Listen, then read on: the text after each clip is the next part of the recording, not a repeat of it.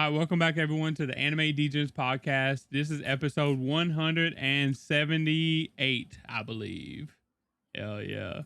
Wait. It's soccer time, right? It's World Cup time, right? Baby. World Cup, baby. Is Mexico doing good? Fuck yeah, number 1 seed right now, Really? baby. Okay. Yeah. So I haven't followed. Is the States doing good? The States are doing pretty good. Like the only downside from the States, they lost to Turkey, but which is fine because Turkey was already eliminated. But man, was it like if none of you guys watched that game was a very heartbreaking game because Turkey scored in the last 10 seconds of the game to win, which is crazy. I know Dan's been talking about it some in the in the Discord, and I don't know. I don't follow soccer like that. You know what I mean? Like even at the top level, I don't really follow it like that. So. Honestly, though, if you didn't really grow up with soccer or football like I did, it's not really a big thing that you should probably be invested in. But right now in the World Cup, just think of it as the Olympics of football.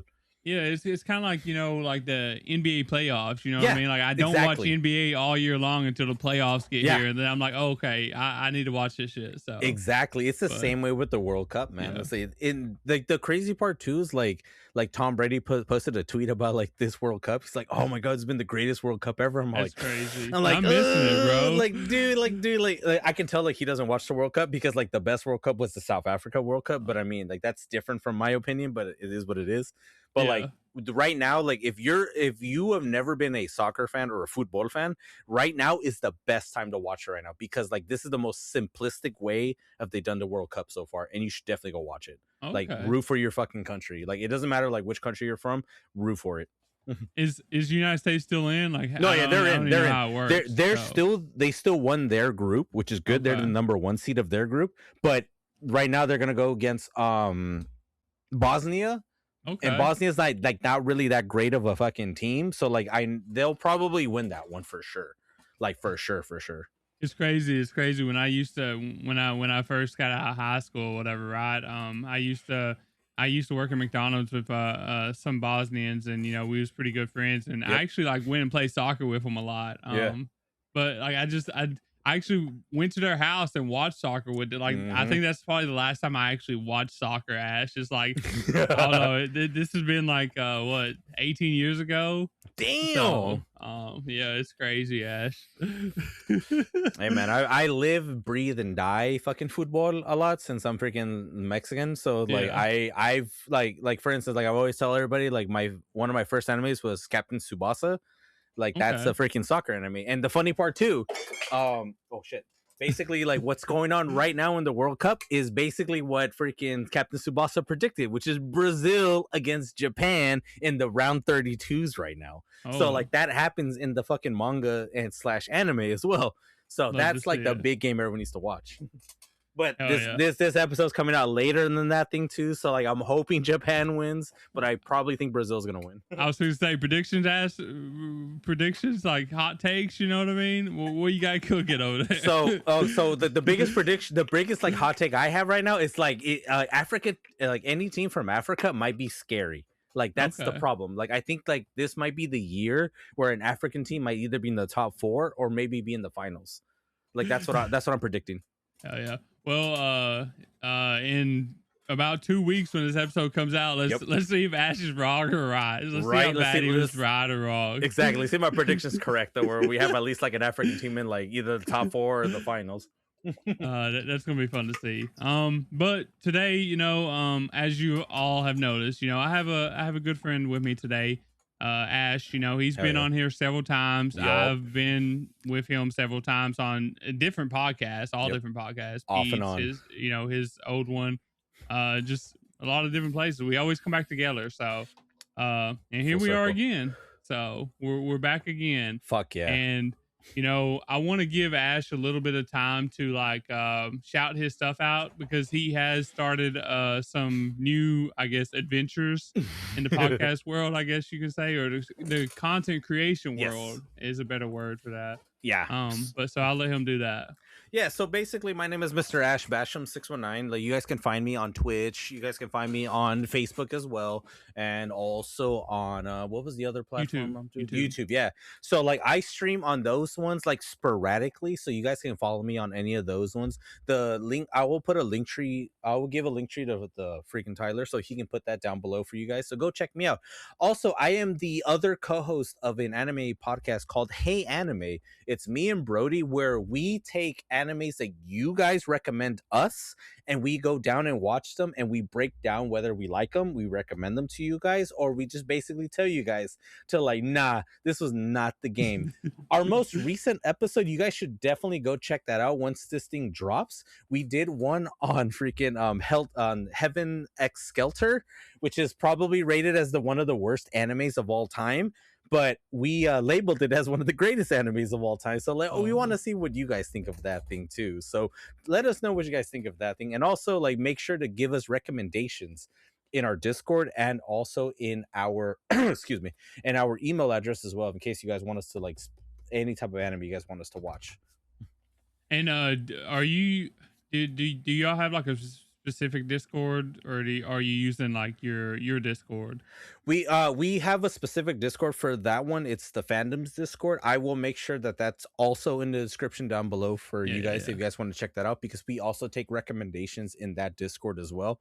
Like, one of our recommendations that we just like basically are going to be recording pretty soon, it's involves Log Horizon. So like, if those of you guys that have never seen Log Horizon and want to know about it, we will definitely cover the first season. That one should be coming out probably around the same time this podcast drops. If not, it'll be like a week afterwards. y'all be turning them over pretty fast too. So dude, we have a backlog that's like ridiculously long right now that we've already done. Like, me and Brody both like we're discussing like how many freaking episodes we've done. We have like enough to like, we can probably take a break for like 3 or 4 months and we'll have an episode every week. That's how much we have, like, so much ahead. But we don't mind having more. So please give us more if you guys want us, especially anything you want, any random bullshit you guys want us to watch. We'll watch it. Don't worry. That right there is the strat. I'm telling you right now, that's the strat, because don't do it like us, because for like 3 years we flew by the seat of our pants every week trying to figure out what the hell we was gonna talk about. I'm still baffled like how like many episodes you guys have done, and I'm like, how the hell do you guys stay sane doing that many? Like, that's crazy, dude. We love anime, I guess. I don't know, because it's basically like you guys and Pete, and like in Pete's podcast too, they do so many things too, and I'm like, that's ridiculous. Well, see, Pete and them, they watch like a new like season of anime like every 2 weeks, and that's like insane. Plus like all the seasonals that they watch and stuff too, like I don't have a hard time doing that, you know what I mean? So shout out to What Do You Say Anime too, by the way. You guys should definitely check out that podcast as well. Like, Pete and them are fucking awesome, dude. They're fucking great people. And hell, if me We've and Ash been on that podcast too, you and me too, so it's like if me and Ash get a chance, we'll go over there. We're gonna win the next game. Fuck yeah, dude. Next time they invite us over for that shit, I'm down. Like, we're definitely gonna win next time. But yeah, it's fun times, man, over there. Definitely a great podcast. You should go check it out if you haven't yet. Exactly. But today we're actually gonna be talking about some things that me and Ash really like. And that's romance. Fuck yeah. Yeah. I always love getting a chance to talk about romance, especially romance anime. And we're here, we're gonna be talking about it. Basically we got a couple different segments. We're gonna talk about our favorite couples, some of our favorite couples first, and then we're gonna give out some like Pride recommendations, since, well, I mean, at the time of this recording, this is Pride Month. But this will be released a little bit later, so it's like an early Pride Month episode. I mean, late Pride Month episode. So it's gonna be late, but I mean, like, all of you guys know that freaking like we all care about all types of people in the world. So all of you guys that are basically LGBT plus community and all this stuff too, like, we want you guys to also enjoy other animes that like basically fill in that void of you guys of like, in specifically in your guys' community, and also you guys is like basically your guys' like wheelhouse as well on top of that. Yeah, and I know Ash. I know Ash. He likes to read a lot more than I do, and Mm. like so he's the one that got me onto a manga that I really liked actually. What was it? Oh, what was it? I'm trying to remember which one it was too. The I you know what the funny part? I don't remember it either because there's like a bunch of like I remember recommending a lot of people. Fuck, it what was was like it? it was cross dressing. Oh yeah. Oh, that It was was the romance cross yeah, dressing or something whatever. about like a wolf and Yeah, like and Wolf. Yeah, the yeah, something boy like who that. It's like cried wolf or whatever, yes, right? yeah, the boy who cried wolf and like something and again the other day or something like that. Yeah, But yeah, yeah. yeah, yeah, It was a great manga, yeah, by the way. Great dude. manga. Oh my So god, that manga needs a fucking anime adaptation, like it honestly, does. because that thing is like it's a short enough manga where you can easily do that shit in one season. It's Yeah. a really good manga. Like you guys definitely should check that out. Yeah, it was great. I read it in like I think it didn't even take me a week, bro, to No, read it. So it's like under 40 chapters, like that one hmm specifically. So you can literally sit down and read the whole thing in a day, maybe like in within the week. And it's like a yeah. really good read. It's so like it's so down to earth and it's very relatable.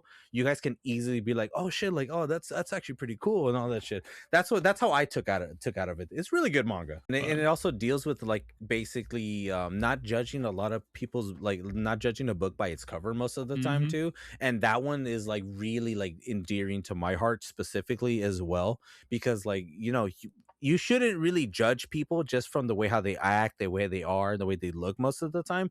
Sometimes you got to give them like at least a little bit of like a benefit of the doubt to just to make sure like, oh okay, this person is pretty nice, this person's pretty good. That's how that manga specifically is like hmm that. And it's like it like I said, it's short, it just gets to the point, and it's like really endearing, and it's really well, probably one of my favorite LGBT freaking mangas of all time too. Yeah, so shout out Ash. He's got the plug usually when it comes to Bow, bow. stuff like that. So Hell yeah, um got you. we will also be talking I think briefly. I don't think we're gonna get too deep into it, but smoking behind the Yeah, supermarket with you. yep. And our Our main big segment main today event. is gonna be we're gonna be talking about This Monster Wants to Eat Me. Oh, So man. it's been a two, I think 2 seasons, 2 or 3 seasons ago. I think it was fall 2025. I'm pretty sure when this came out. So it's pretty recent. It is like girls love Hmm. signing, I think.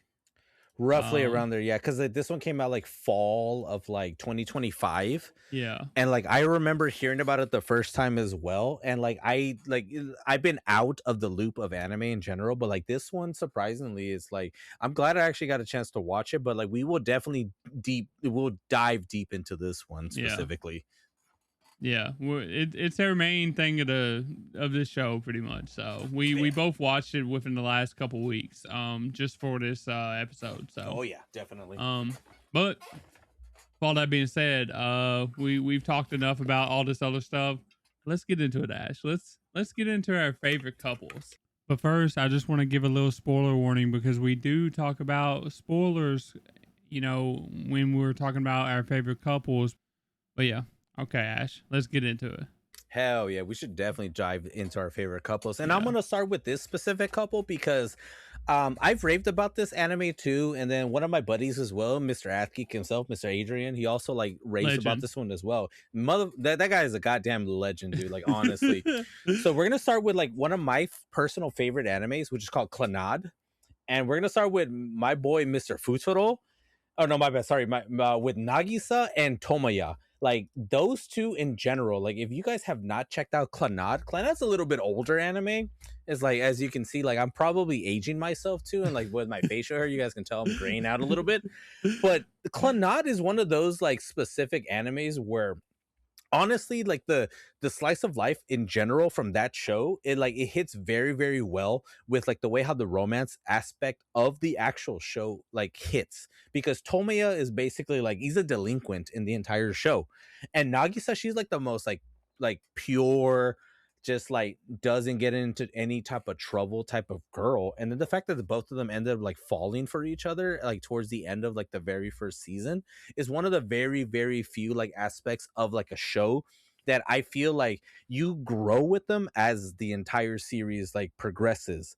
Like I don't want to spoil anything of this entire series. Like all you need to know is these guys are really really good, and then there's another series called Clannad After Stories you guys should definitely check out, but make sure you guys don't watch it all the way through in one sitting, because that shit will fucking hurt watching it, by the way. But it's one of the very very few like couples from like the 2000s that like they hit very very well.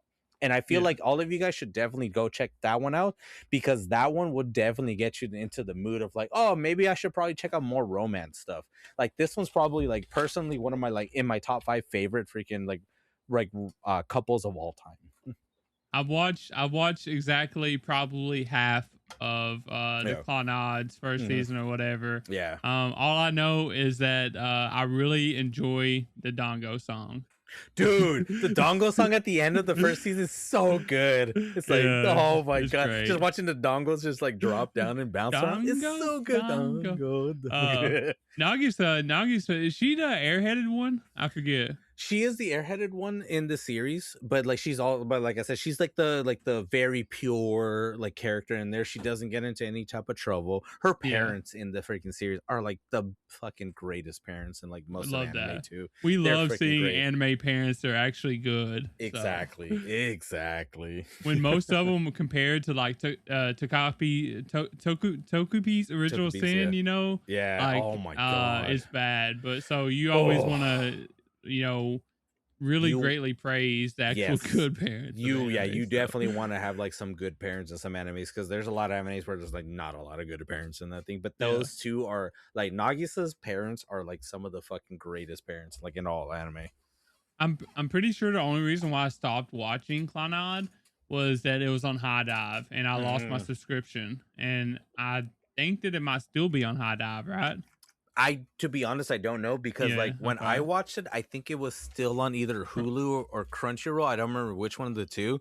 But then like if a lot of you guys want to actually try to take a chance to watch it, like I think you might have a better chance selling the high seas more than actually having a subscription service for most of those ones. But Clannad is one of those like it's a staple. It's a staple anime in my Yeah. eyes. I've In always my eyes, heard it's a good staple. good things, Yeah, and like I it's said, a I enjoyed the what I did watch of it. yeah, I watched a pretty good chunk of like the original Clannad, not After Story, but Clannad. And I always heard exactly. Clannad After Story was really, really good, but like it was really, really emotional, I guess, or something sad or something. I'm not sure. So Yeah, yeah. Basically it's one of those like great freaking shows that like everyone needs to at least pick up at least once. It's ooh, excuse me. It's a staple anime. You guys should definitely check that one. It's yeah. one of like the few like that are really really good, and it's very endearing too. Yeah, I definitely recommend it as well, even though I haven't, finished watching it. It was really good. So Exactly. um my first one's gonna actually be from a older show too. It's not as Ooh. old as yours though, but this is pretty old, I think. It's gonna be My Love Story. You know about that one, Ooh. don't you, Ash? Yo, fuck yeah, dude. I love My Love Story. God Yeah. damn, we got my big gorilla boy in that shit, dude. Yeah. Hell yeah. Yeah, Dude. Takio, man. Dude, he's so fucking awesome, dude. So Like that's another great freaking series, yeah. honestly. If you haven't seen My Love Story, Mm, definitely go check it out because Takio and Yamato are God. like one of the best couples in anime in my opinion. Like I don't know, Takio, I kind of relate to him a lot because I've Yeah. always been a bigger guy and like Mm, I get it, I get it. People, get intimidated by you and yeah. think of you differently and I mean, but they go to the so far to like this dude's like he helps out people like left and right, like Yeah. without even like thinking about it. Like he just goes and helps them, and then they turn around and talk shit about him, and I'm just like, Yeah. bro, like what the He's like the hell? nicest dude in the entire series. Yeah, He's a big, strong dude, but like the thing is, he has like the biggest heart of gold in the entire show, exactly. dude. He's such a And good boy. I didn't have as much, I guess, issues like he did, in school, but Hmm. I did have some of those issues too, being like a big guy and Yeah. playing sports and all that stuff.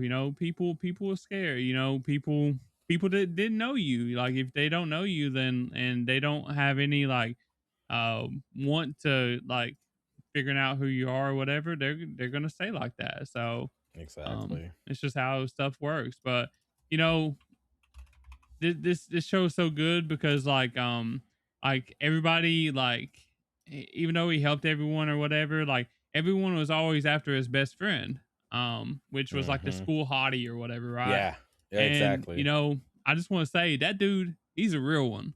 Yeah. He's No. a real one. He's probably like, I would honestly say like, when there's a lot of lists out there right now that you guys can actually go check out too as well, where they talk about like a bunch of characters that are asexual, and like he's considered one of those asexual characters too. Is like, because he pushes the couple to basically be a couple half the time, and that guy's a real fucking G. He's a real true friend. Like a Hmm. lot of like, especially in like a lot of romance animes, you get like that specific character in a lot, but he does it so well where like he's basically like the poster child of like, hell yeah, let my fucking friends cook, let my friends be a couple together and let them cook. Exactly. He's that type of dude, and I love that guy for Well, that specific reason. and another thing is like, you know, all these so Takio, like he would like see some girls or whatever, like he would like Hmm. talk to them or whatever, and like he Yeah. would develop a crush, you know, he would like them or whatever. Hmm. And like they would come chasing after his best friend, Yup. which I can't remember his name. It's like Mutsimo or I Mutsi think so. Yeah, something like Yo that. or something like that. Yeah. It's something like that. But they would always come like chasing his friend because everybody wanted to, you know, date him because Yep. he's the school hottie or whatever. Exactly. And he would always turn them down Yeah. because of one reason. Yep. They always like they never acknowledged Takio. They never wanted anything to do with Hmm. Takio. They wanted him and they wanted him to separate from Takio or whatever. And Hmm. like and he's like, you know, if you can't, you know, accept who Takio is or whatever, then I don't want you in my life. I don't want Yeah. to have a relationship with you in any way. And like that dude's a real one. So Yeah. shout out to Oh, him. hell yeah. Name is Makoto. Okay, Makoto. I was close. I was Yeah, really you were close. very close. Like I also forgot the name. I was like, oh shit, he's the one dude. Like I was like, what the fuck was his name? Yeah, I it's knew it was like Makoto. Ma Yeah, or something like Makoto. that. So Makoto is like probably one of like the best like freaking like homies you basically want around most of the time. Because like he would just keep all your shit secret and be like, hell yeah, I want. yeah, He wants to experience your blossoming freaking relationship, and that's he's one of the homies, dude. He's one of the yeah. best characters too in that entire series too. Yeah, and then you got Yamato. You know, she comes around Yamato's and hilariously cute. she's great. She's Yeah. great. She's so sweet, and you know, Takio ends up like saving her or whatever. And he's like, you know, I really like her too or whatever. And then there's like some miscommunication, like, Yeah. oh, she just likes, you know, she just likes, you know, my best friend or whatever, right? Yeah. And like then like the hijinks ensues where it's like, you know, he's like Makoto's like, no, he understands, he Yeah. sees, he understands, He but knew. Takio doesn't know because he's Yep. been treated like that for so Exactly. long. You know, he's just like, Yeah. oh, she's just coming around me because she's Yep. trying to get to him or whatever. Like, oh, I Mhm. wish, you know, Ugh. all that stuff. It's such a great. S- They're a perfect couple, bro. They're a Dude, they're perfect couple. the best dynamic too on Yeah. top of that. And not only that too, like one of my favorite scenes, it's like it's not even like a cutesy scene. It's like when I think she gives like those cookies to like freaking Takio, and Yeah. then like she's like, "Oh my god, thank you for accepting my cookies." She walks away and then she like trips and falls down. Like that's one of my favorite And then she scenes like runs, gives up ever. and runs off Yeah, or she's like, "Oh whatever. my god, I'm sorry," and she runs away. That's like one of my favorite scenes because she knows, because like that's when you know like that character is specifically like pure at heart. Like Yeah, that's what I yeah. love about a lot of So romances. When you're embarrassed. pure at Yeah, heart, it's just yeah, so embarrassing. It's hilarious. yeah. But yeah, this was actually one of my first romances. You Yeah. know, many years ago, and you know, it's still one of my top romances, and Mhm. it's honestly because of Takio and Yamato and Makoto. You know, there's not a whole lot of other characters in that show, but that's all you need. You don't Those need three is anybody else. all you need. Just peak. So Exactly. Yeah, and the crazy part too is like one of my favorite like romances is like it actually is on this list right now too, and, like, and I will get to that in a minute as well. But like my love story too, it's like it's such a like an easy digestible like one series to just season, jump in. Yeah, 12 one season, episodes, guys. I You don't think. even need that many. It's one season. You're done. We Story need is more. complete. You and me personally, we need more of this shit. But personally, for you guys, like easily to digest, it's such a short series. You guys can easily just like digest it in like one sit down. It's not a bad series at all. Yeah. It's you'll love Takio so much. He's like one of the best boys, and like I think in most of romances you could think of right now. Exactly, Yeah. exactly. Cool. So I'm gonna jump off to like my next one, and this one's a very particular one because I've always talked like even in my old podcast, like I have talked about this one before. I love quintessential quintuplets a lot. Yes. It's like one of my personal favorite shows of all time. The only thing is though, like my girl did not win, but here's My the cool. girl did. I Yeah, just want to your say my girl girl did because that's why I have to bring this one up too because it's yeah. yeah exactly because it's like it's Futuro and Yotsuba. I don't Like know if you honest, see her.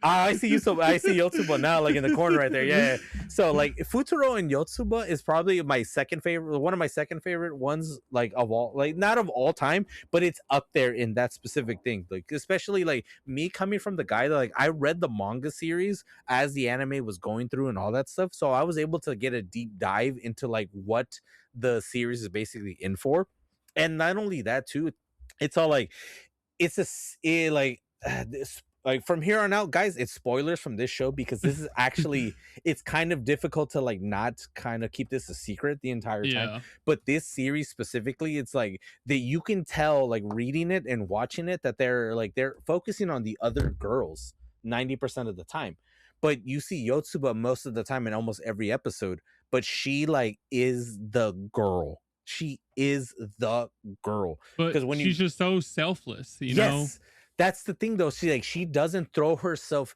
into the actual like moments like how freaking Miku throws herself into that thing, or how like my girl Nino throws herself into like Futuro's like radar.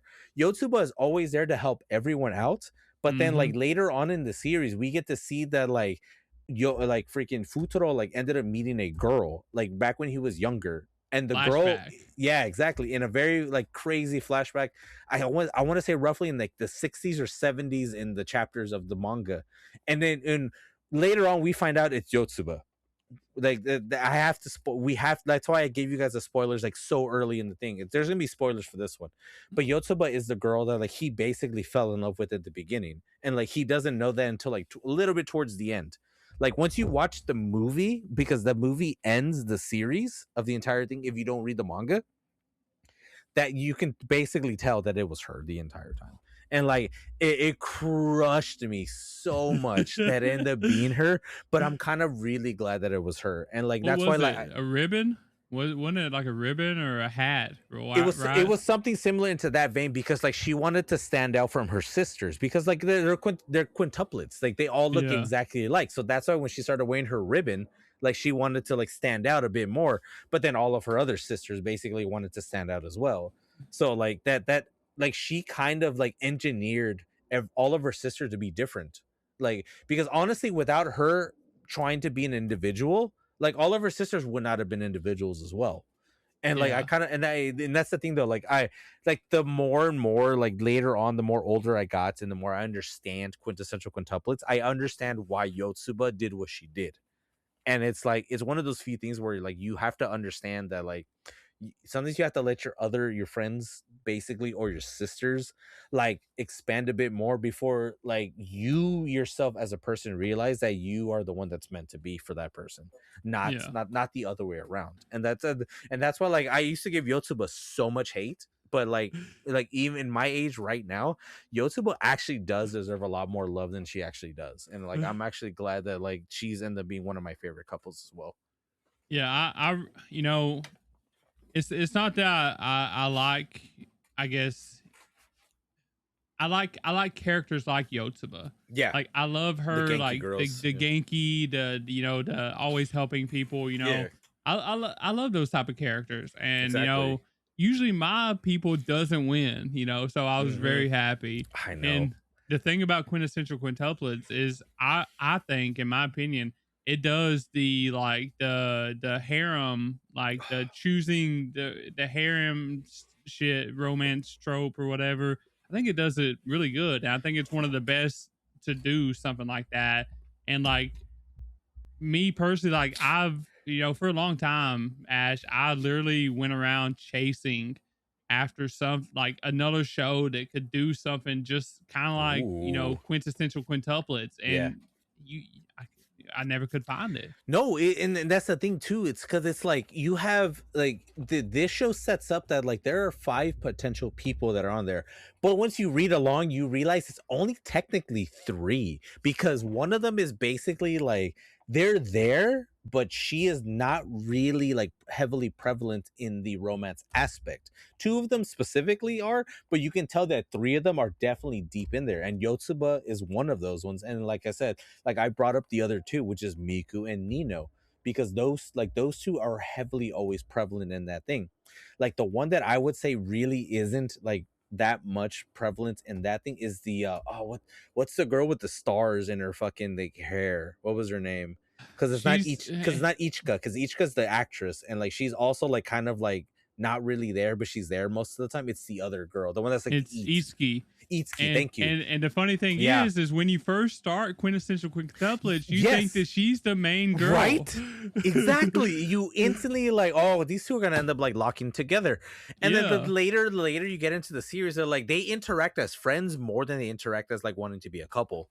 And like Mhm. you instantly knew she already lost. But Yeah. like it's the other 3 that they focus on the most. But like it's still like honestly, even reading it right, if you were to read this series right now, honestly, I would still think like a lot of people would think that this is probably one of the better romance like mangas to read like right now. And I agree. If you can, if you like that harem aspect or Yep. whatever, right? So, but yeah, I agree. Like there was only like 3 real contenders, I Yeah. guess. Ichika, I didn't really see her like No. get too involved. She was always like the older sister, like Mhm. motherly figure Yeah. and like stuff like that, like always working, stuff like that. So, I mean, she does like play a little bit into it or whatever, especially later on, but like she didn't have a chance against, Mm-mm. for a long time, I thought Miku was going to get it, I did too. um, I you honestly know, did too. like I really like Miku. It's just Yatsuba. I had zero idea Yatsuba was gonna actually do anything, because I Yeah, was like, same. my girl's not gonna win. She's not even gonna try. Like she doesn't Exactly. want to hurt But you know relationships and stuff. So but God, yeah, I know. Oh my God, I great, know. great recommendation. Yep, So I'm exactly. sure like a lot of people have already seen this, but if you haven't, Yeah, quintessential quintuplets, it's really good. So peak. It's a peak one, honestly, in my eyes. you got anything else for that? Yeah, so like besides them, I also got one more, and this one's Okay. probably like an older one, like a lot of people like I think we also should check out too. It's there's a show when did this come out? Like was it I think it's 2007 when it came out. There's a show called Lovely Complex. Peak. And like, dude, like honestly, Lovely Complex is probably one of those like characters or my bad, one of those series that everyone should definitely check out because this is like the most like unlike like I would say this one feels more like in the modern age of like when it comes to dating and stuff like that because you have 2 very unlikely characters basically coming together. You have a very short king guy Short and key. yeah, you got a very short king guy in this one too. Like I love this dude so much. Freaking Otani. Yeah. Otani. Yeah. And then you have Riza, who's like this very tall girl too. And like they're known as like a comedic duo together because everyone in their like from middle school to high school, they know them as that. They're always like these jokesters all the time, so they always try to lively up the class. But like later on in the series, they start falling for each other, but there's always that one conflict that happens in between. There's always like another dude or another girl that just to like step in to basically go in that thing too. But then later on in the series, you start realizing these 2 really do care about each other a lot. And it's like sometimes best friends are usually always makes the best couples. And like this is one of those examples of like best friends being really good couples.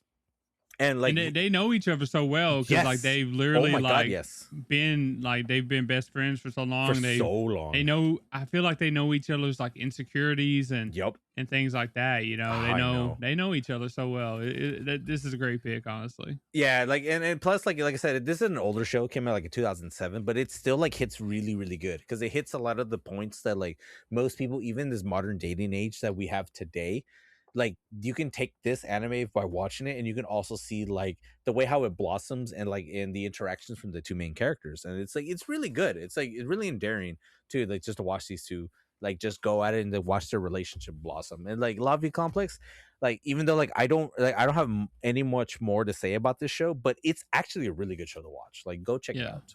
And it does lean like pretty, funny, Yeah. for a while, and then Yep. it actually gets pretty serious, towards the end. So like I really enjoyed it, like I watched it a long time ago, but Hmm. it was definitely a really fun watch. So Yes. No. definitely got that older romance feel about it too, which I love too. So Yeah, and a lot, like I said, like a lot of older romance animes too, like they do of one of the biggest things that I really enjoy in a lot of older romance animes, and like it takes a minute to blossom the actual relationship. mm-hmm. Like I say, they would same thing with clannad. Like clannad like takes a minute for that relationship to blossom. And like one of my favorite OVAs that came out of clannad too, it's like there's another character that's in there as well that like you get to see like the interaction of like Tomoya and what I always forget the girl with the silver hair every fucking time, even though she's my favorite character. There is an OVA where like she and Tomiya end up being like a couple together, and that's also really good and endearing. But it's not the main focus of what it is. That's why like Nagisa and Tomiya, it's like one of my favorite freaking like couples in that thing. Like Lovey Complex is just like two friends basically finally realizing that they love each other, and it's Mm-hmm. like honestly, it's one of those few like on that it's a very endearing, honest relationship, and it's like we don't get that often in mangas and animes most of the time too. Yeah, and then one of the things I really like about like Lovely Complex, for example, is that they was best friends for a long time, So and then long. they, you know, they wanted to take it a step further, and and date and stuff like that, right? And they had to Exactly. figure out like how those differ, and I think it does a really good job at like trying to overcome the Hmm. obstacles when you try Yeah, to take that leap. So, exactly. No, oh yeah, you hit that point straight on the freaking head, dude. Like yeah. honestly, yeah. Great show. Lovely Great show. Complex. I'm pretty sure it's on Crunchyroll. Hmm. Like 20, I think it's like 2 hours, It's I like think. So 24 to 26 episode, I yeah, think something like roughly. that. So It's not bad. it's not super long, but it's a really good like series to watch. Um, I guess my one of mine would be I don't know if you've seen this one or not, but it's Snow White with the red hair. I like that Okay. one.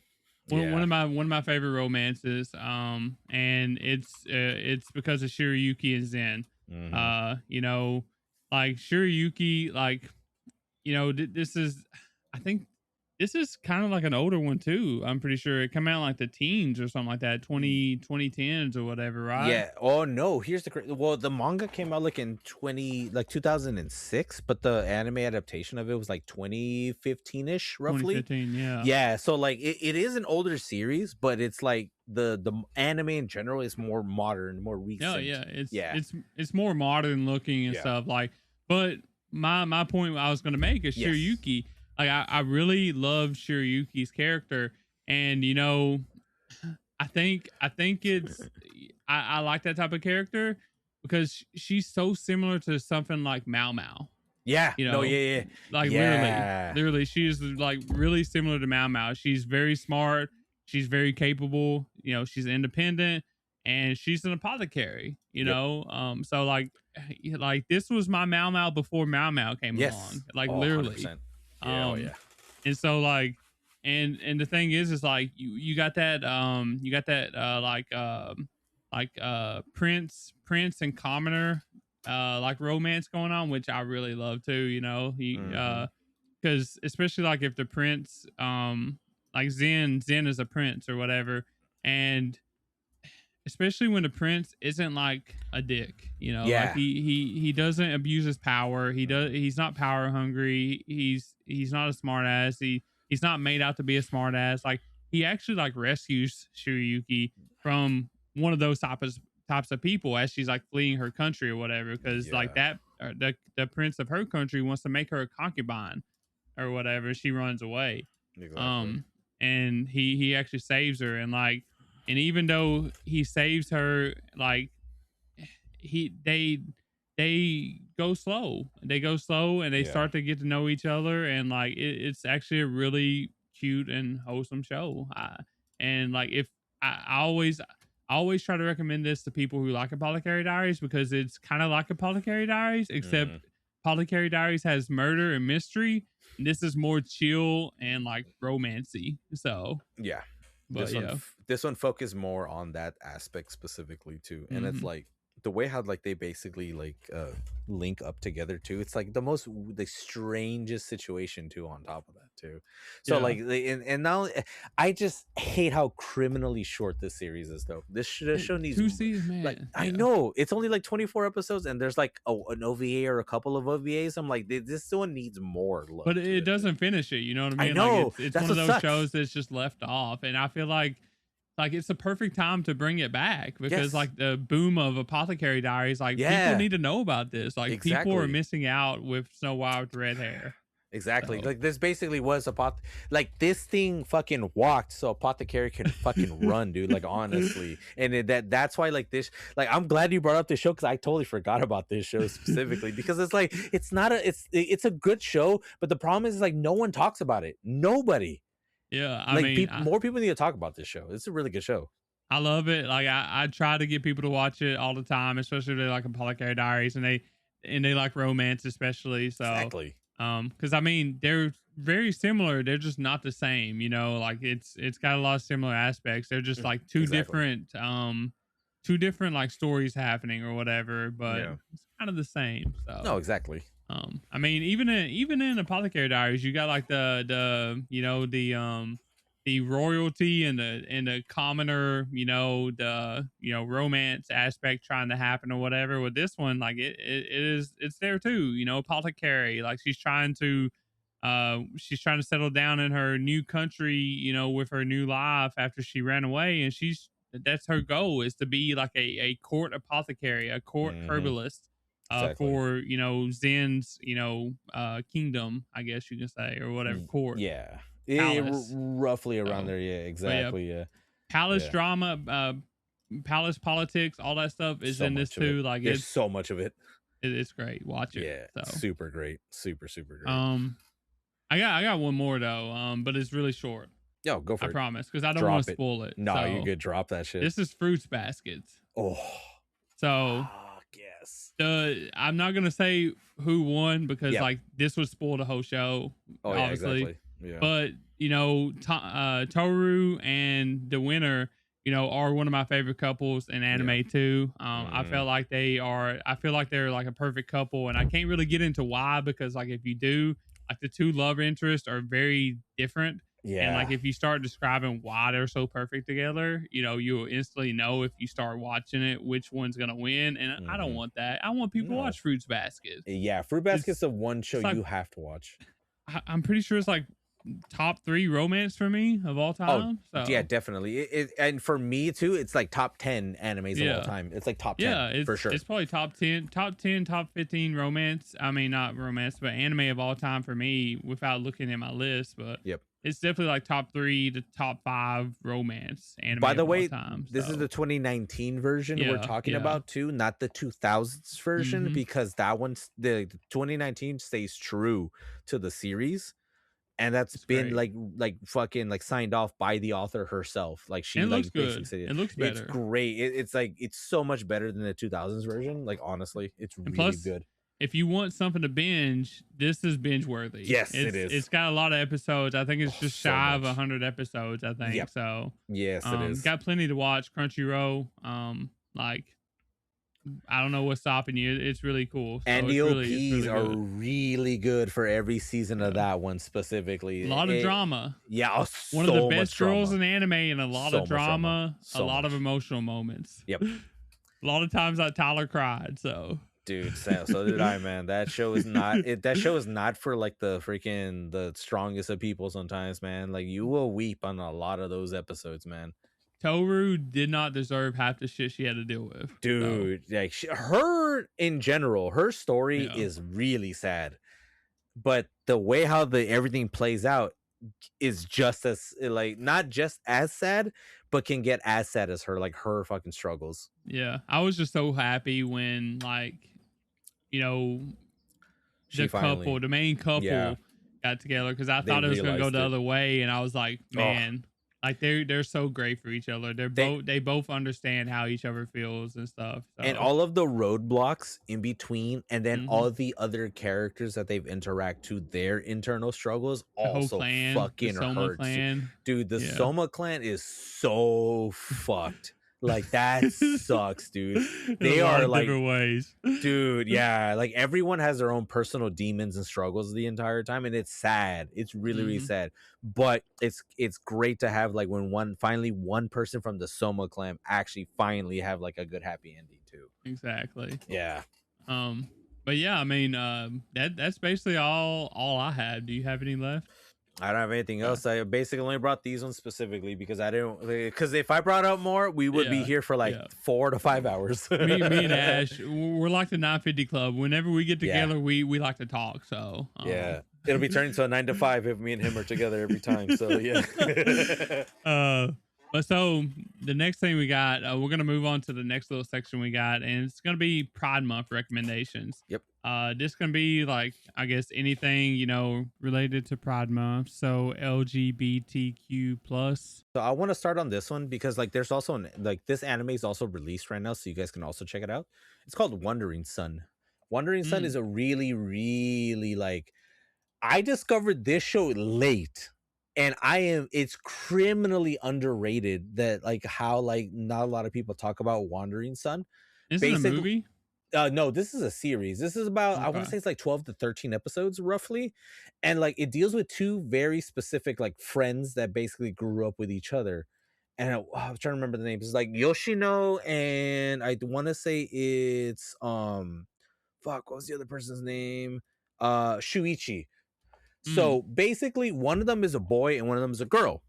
But in this series, both of them are actually think that they are part of the opposite sex, and it deals a lot with like identity crisis basically, and like this show basically like the show and the manga does a really good enough job to basically like kind of like nurture into that like, hey, maybe like this girl is actually a boy and this boy is actually a girl, because you can see like the boy character likes to dress up as a girl half the time, and the girl character likes being in boys clothing half the time. Like this one, like it really does hit into that aspect of like what is your identity with how you feel like, and not only that, it does deal with like a lot of struggles of like basically being like that type of person, because like the boy that wants to be a girl, when he cross dresses sometimes he gets like shit talked a lot in the series, and it's like this is what he likes to be, and like that, and that's the problem with like, and that's the problem with like the people around him. It's like they don't like the fact that like, yo, you're a boy, you got to be a boy and shit like that. yeah. Sometimes it's like that's the point of like identity crisis too, and like this one kind of like really does hit home for like certain people too, like that are in, whether you're in the closet or whether you're also like don't feel like you're a boy half the time when you're a girl, and then like, or like when you're a boy and you don't feel like a boy, or like if you're a girl and you don't feel like a girl. Like this one kind of is in that wheelhouse that like it should, like you should definitely check it out because you can probably relate to it a lot more. Yeah, it's one of those ones that I haven't gotten to watch yet. Mhm. So, but it's been on my list for a long time, Ash, a long time. So, Yeah, like when I first watched it too, I was like, I only watched it on a whim because like I was like just watching random animes, like what's random romance animes. That one popped up, and it popped up as like being one of them, like a highly recommended one too. It's like, and most people should definitely check it out because it's like it's different. That's what mhm. I like to say. It's very, very different. Okay, I like that. I like that. Maybe, yeah. I almost want to say somebody was wanting me to do an episode on Wuthering Sun. Mm. Maybe, some like it's been a while, and like we have a backlist, like a backlog of shows. You know what I mean? So Exactly. I'll Yeah. have to look. Maybe Yeah. if that's the case, maybe me and Ash can come back together and talk about this or Yeah. something one time. Let me know too, because like this So show was like I have like positives and negatives of this show okay. specifically too, because there are points where like this thing is really good, and there's some points in there where this show is not great at all. So like, and that's when it comes to like shows like these, especially in the LGBT Q community too. It's like it's really difficult to like pinpoint like shows that like kind of like harbor those feelings that like the people like people in that type of community should watch this thing, but this thing could also deter you from watching that shit too, like honestly. But I mean, Yeah. it's like it does deal with like a lot of real life crisis in that series specifically too. I wonder, like, so I'm looking and it says it was dropped back in 2011, and like the manga was made. It doesn't say 2002. Mm-hmm. It started in 2002, so I wonder if like Yeah, that comes into account with the timing. Yeah. um like how it handles situations. You know what I mean? Because like you know that was Mm-hmm. quite a long time ago, and Yeah. it's like things has changed a lot for the better over that time period. So Yeah, exactly. that's a good recommendation though. Yes. I need to watch that sometime. Like I said, Yes. maybe we can do something on it. So Yeah, like that, like honestly that show's like just 12 episodes. It's not very long, and it's yeah, actually very easy. like digestible, and it's like I said too, it's like not everyone's gonna like come out of that show like either agreeing with a lot of stuff that's on there and disagreeing, but there is a discussion involved around that show. And like even the author of that show, like I don't, oh, fuck, I don't remember if it was a he or she for like that did this one, but they're like that author specifically also kind of made this series to like basically open up that specific discussion. And that's what I like too. Like I don't want it to just be I don't want it to just be like have an ending in general. It's very open ended. You can take this series however you see at face value too. Mm-hmm. And it's good. It's good to have anime like that. Yeah. So especially since this is only one season. I see like Oh the yeah. the manga ran for like For like 12 years or yeah, some it was shit. a So long time. But the thing is like with this manga too, I think it was like only a chapter came out like a month. So it's like yeah, monthly it's release. yeah, Yeah. so it was a monthly release. So they yes, the story took a while to like basically speed up and like get to the point, but it took a while just to do it just in general. And Yeah. like I commend the author for doing this story, because like not there isn't that there wasn't like a whole lot of like mangas and animes that dealt with this type of thing. Yes, we had androgynous characters throughout the entire like lifespan of anime, but how often do we had like stories revolving around like relationships and like just identity crisis of characters in general? Mm-hmm. That's rare. That's very very rare, especially when it comes to like sexual orientation. Mm-hmm. Yeah. Yeah. Great pick. More people need to watch it. I need to watch it Yes. actually. So Yeah, check it out. um, It's like it's a very easy like binge on that thing too, and it also like it opened a lot of people's eyes too, and like specifically in like the LGBTQ community too. On top of that too, so like especially if you don't really understand it, like this one can like I'm not saying this one will help you understand like that entire aspect of like that portion of the community, but it'll at least give you like some sort of like I don't want to like open mindedness. I think would probably be the mm-hmm. best way of doing that, because like sometimes like we all have like even all of us have identity crisis in this day and age too. On top of that, so like that's nothing new. It's just this one deals more like of sexual orientation, and that's like a little more deeper in that aspect. Yeah, and maybe it'll make you want to go like look things up and learn Yeah. more about like Yeah. stuff like that. So Yeah, um the more that something will get you to understand something, the more knowledgeable you be in that thing instead of being mhm. intolerant in that thing. So like that's why like it this one specifically, I think like that like Wandering Sun just in general is like it's a good gateway into that aspect. Yeah, I agree. Even though Yeah. I haven't seen it, I trust Ash enough to agree. So Yeah. um It's also one of my personal favorites too, hell yeah, honestly. I Yeah. love that. My first Pride Month recommendation is gonna be Kaze-san and the Morning Glories. Oh shit, I've not seen that one. You haven't seen this one? No, I have Interesting. not. This is so like I'm a big fan of Yuri. Like I definitely love watching Yuri stuff. Even though I haven't watched a lot, it's one of those things when you're a seasonal watcher like I am. It's hard, man. It's hard to make time to watch Yeah. other stuff. But Oh yeah. this was actually easy. This is an hour long OVA. Oh shit. 1 hour long. Shit. It's on High Dive. But basically, like Damn. this, for being an hour long, this basically literally has everything you need for like a cute romance story. Um, and like it makes it even better, like that the girls love the Yuri that is in the story. It isn't Yuri bait. So it is actually legit girls love, like a relationship.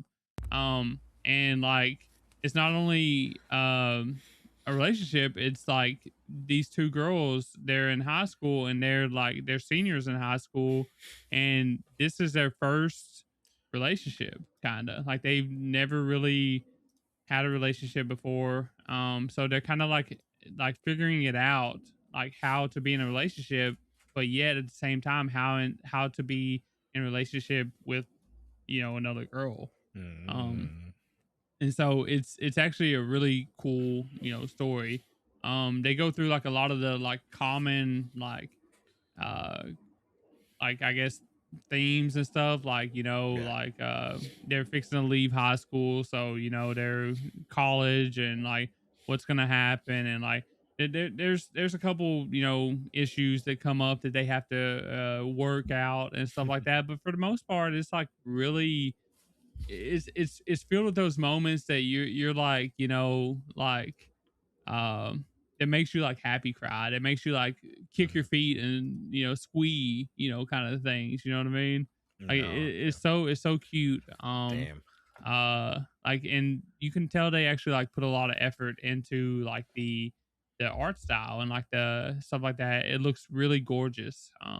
So but I think it's probably my favorite Yuri romance. Nice. Um and one of my favorite romance animes. So Damn. Yeah. I definitely need to it's check that that out. good. So I definitely need to check this out. Like for it being like an hour long too, it's like damn that should just like just you'll breeze through it pretty well. yeah, So it's not bad.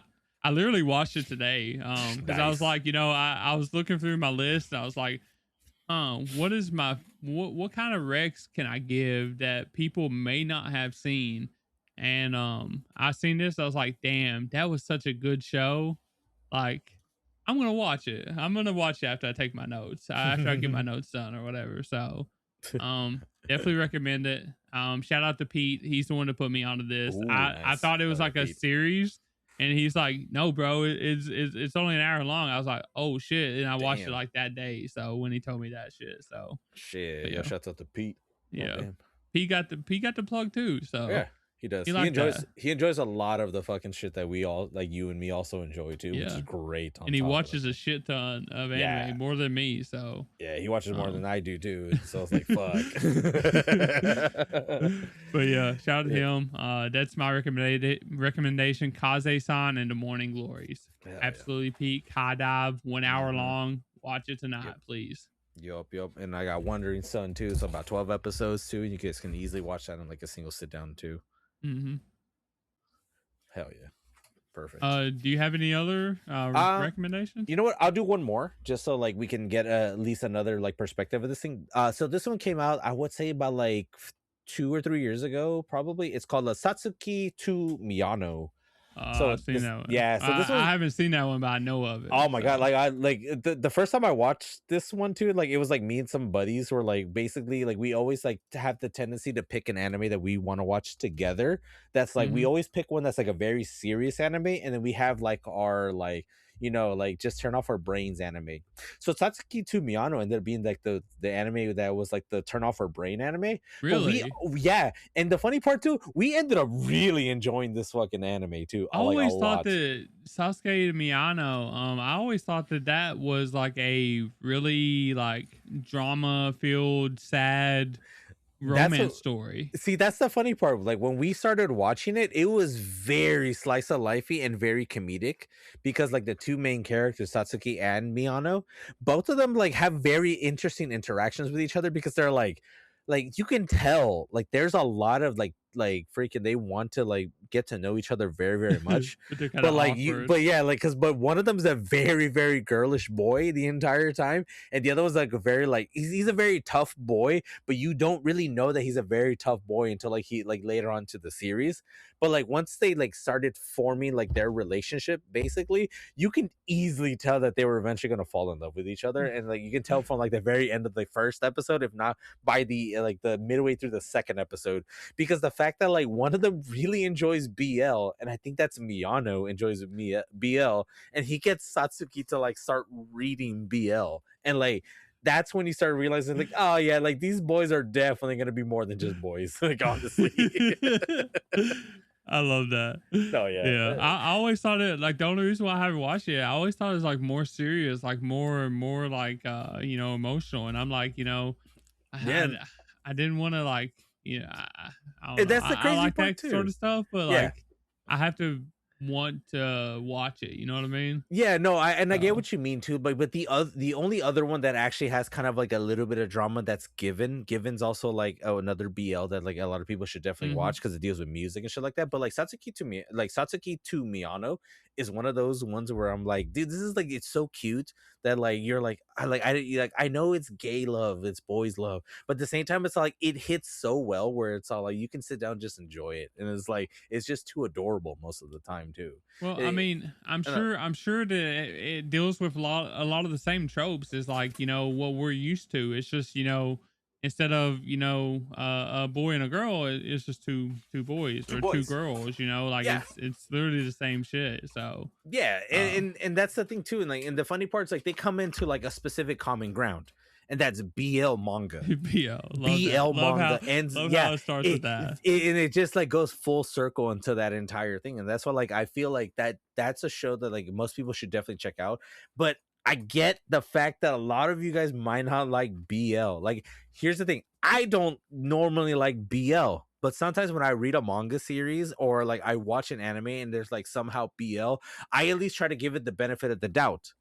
And like you'd be surprised like how many other like BL shows or like even girls love shows too, like Yuri love too. Like some of them are not that bad. Like honestly, you just had to give it a chance. Yes, Satsuki to Miyano is a little too like slice of lifey and super like freaking effeminate for what it is, but it's a fucking cute ride though. Like I really enjoyed it though. Hell yeah. I definitely need to watch it then because I Check it out. like I said, I was under the impression that it was more of a heavier show, if you know what I mean. Yeah, So that's what and I thought that I was gonna get lean to that thing. It's like, nope, it just was just straight up just slice of lifey, just cutesy, and I it's love that. not too heavy on the drama either. There's like one or two like drama scenes, but it's not anything too crazy. It's just like you know what you're getting into, and it's gonna stay that way. And I like that about it. Hell yeah. My last one is gonna be an actual a really recent one. It's actually finishing up, or maybe it did finish up. It's from this season, the spring season of 2026. If you're listening, depending on when you listen to this or whatever.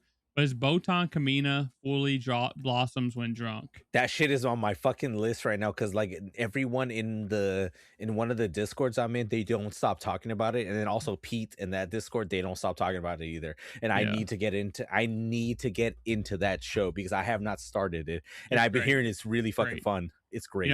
Usually I don't put like new shows on a list like absolutely new shows on a list like this or whatever for recommendations. Mm. Especially if the show like I actually fell behind. I ain't even finished this. I'm only halfway through this because I got so busy and fell behind and all my shit, and like it's one of those that I really really like a lot, so I didn't want to just like rush it. You know what I mean? Mhm. So I want to take my time and watch it because I love it that much. And basically like this is a Yuri. It's a girl's love as well, but it's about college students. We got the college students. They're in like a college. They're like in a dorm, like an all girls dorm or whatever. And basically, like the premise of this is like this new girl comes in and she gets interested in this other girl, like I think she's like the manager, or like she's like the one of the head girls of like the dorm or some shit. I don't know. You know what I mean? And she likes to drink, but she doesn't like to drink with other people because she starts hiccuping when she starts getting drunk, and like she gets embarrassed by that, I guess, and she That's doesn't funny. want other people to see that because people, I guess, make a deal about it, big deal about it or something like Yeah. that. But Ibuki, like she, not Ibuki's that one, but Botan, she actually comes in and she like kind of forces her way into, like drinking with Ibuki and Mm. like and trying to and when she gets drunk, she actually hiccups too, but she actually changes into like a more bold, flirty Botan, which is really cute. But basically, really good show. Uh, adults. I'm pretty sure the way that it's going right now, I'm pretty sure at the end of this, it's probably going to be up there with Kaze-san, honestly. As one of my favorite, Yuri slash romances. Um, Definitely check it out. Drinking, smoking, adults, uh, you know, great stuff. Highly recommend it. So, Hell yeah. Hell yeah. Hell yeah. but I guess do you have any more recommendations before we move on? I think I'm good on recommendations for now. Okay. Okay. Yeah, So we'll definitely. move on to smoking behind the supermarket with you. We Oh want to talk about my this real quick. fucking Ash wanted to talk about it, so I was like, we can talk about it. So Yeah. So I've been reading this manga for like a while. It's like up to 62 chapters right now. And like I like a good slice of life slash romance fucking manga all the time. This one is one of those ones where it's like you can literally just read and you feel like you're interacting as well with them as well. Like just in general, this thing. I will give you guys this specific fun fact though about this show though, because like right now they did release 12 episodes of this show. It's a short form anime though, unfortunately though. Like I don't knock it because of that thing, because like I read recently that apparently this is only the first 6 episodes technically. So there's mhm. gonna be more coming soon, because like, and I'm excited for that thing too, because like this show, like this like manga series just in general, just watching the way how like the manga just watching how the anime ended, I'm like, there's no way that they're ending it right fucking here. You cannot Yeah. end it where they No. ended it right now. And once my buddy told me like about like the way how the anime is being like basically thrown out there, I'm like, okay, cool. There's gonna be more pretty soon, which is coming this season, In this summer July. season, dude. This summer season, we're gonna get more of that thing too. So, like, yes, take what we say right now, like kind of like with a grain of salt, but also kind of take it at face value, because I'm not knocking this series. It's actually really, really good. It I is. I was skeptical at first where I'm like, oh, it's gonna be short form. Like, really? You're gonna break down these stories of these chapters and stuff like that? That's kind of dumb, because a lot of these chapters, especially like if you do 2 chapters an episode, it kind of gives you a really good full-fledged story and like a lot of the interactions. But the way how they did it, I actually really like the way how they did it though, to be honest. I was not expecting it the way it had to be done the way it is though. And I don't know exactly. So like so Crunchyroll and there's a Japanese company in Crunchyroll. They both got early access, like they Yeah. both was allowed to do an early premiere, like half Mm-hmm. the season or whatever. Nobody Yep. else got access to it, and that's Yeah. what we got. They dropped 6 episodes. I think the Japanese company actually dropped the 6 full episodes, and Crunchyroll split it up to Yeah, they 12. splitted it. Yeah. So I'm wondering if come July, well, I don't for one thing, I don't know if come July if they're gonna like uh start the next episode, or if we're gonna have to wait until August to get like caught up. You know what I That's what I'm mean? afraid of. Yeah. That's But what I'm then afraid of. also, I don't know if they're gonna drop too many episodes, Hmm. per week, or if they're Yeah. gonna drop one full episode per week. I don't know. That's You the know. biggest question mark though. Like, but I feel like honestly, if you did not watch basically the 12 episode miniseries that they basically dropped upon it, personally, this is my opinion. Don't take my thing as facts. I think they are gonna drop one episode at a time as like a actual schedule, like seasonal. I feel like that's what they're gonna do. Now, do I want you to watch the miniseries or do I want you to watch the episodes as they drop down? Honestly, you can do both. Either one. Yeah, because like I feel like because like this is how I think about it when, like, for instance, when Demon Slayer did the Mugen Train series by itself, they did actually leave out stuff from the Mugen Train movie that they put into the small amount of episodes that they dropped for that thing. They did add a few things. Like I think that that's probably what they're gonna do anyways. And like I kind of do want I want you to enjoy at least both of them in its own specific, like the way how it's being told. But I think more like I think everyone should probably just actually just watch the miniseries, and then once the actual episodes are dropping, then get into the episodes individually. Then you can catch like the extra if they actually drop extra stuff in between. Definitely pay attention to those things.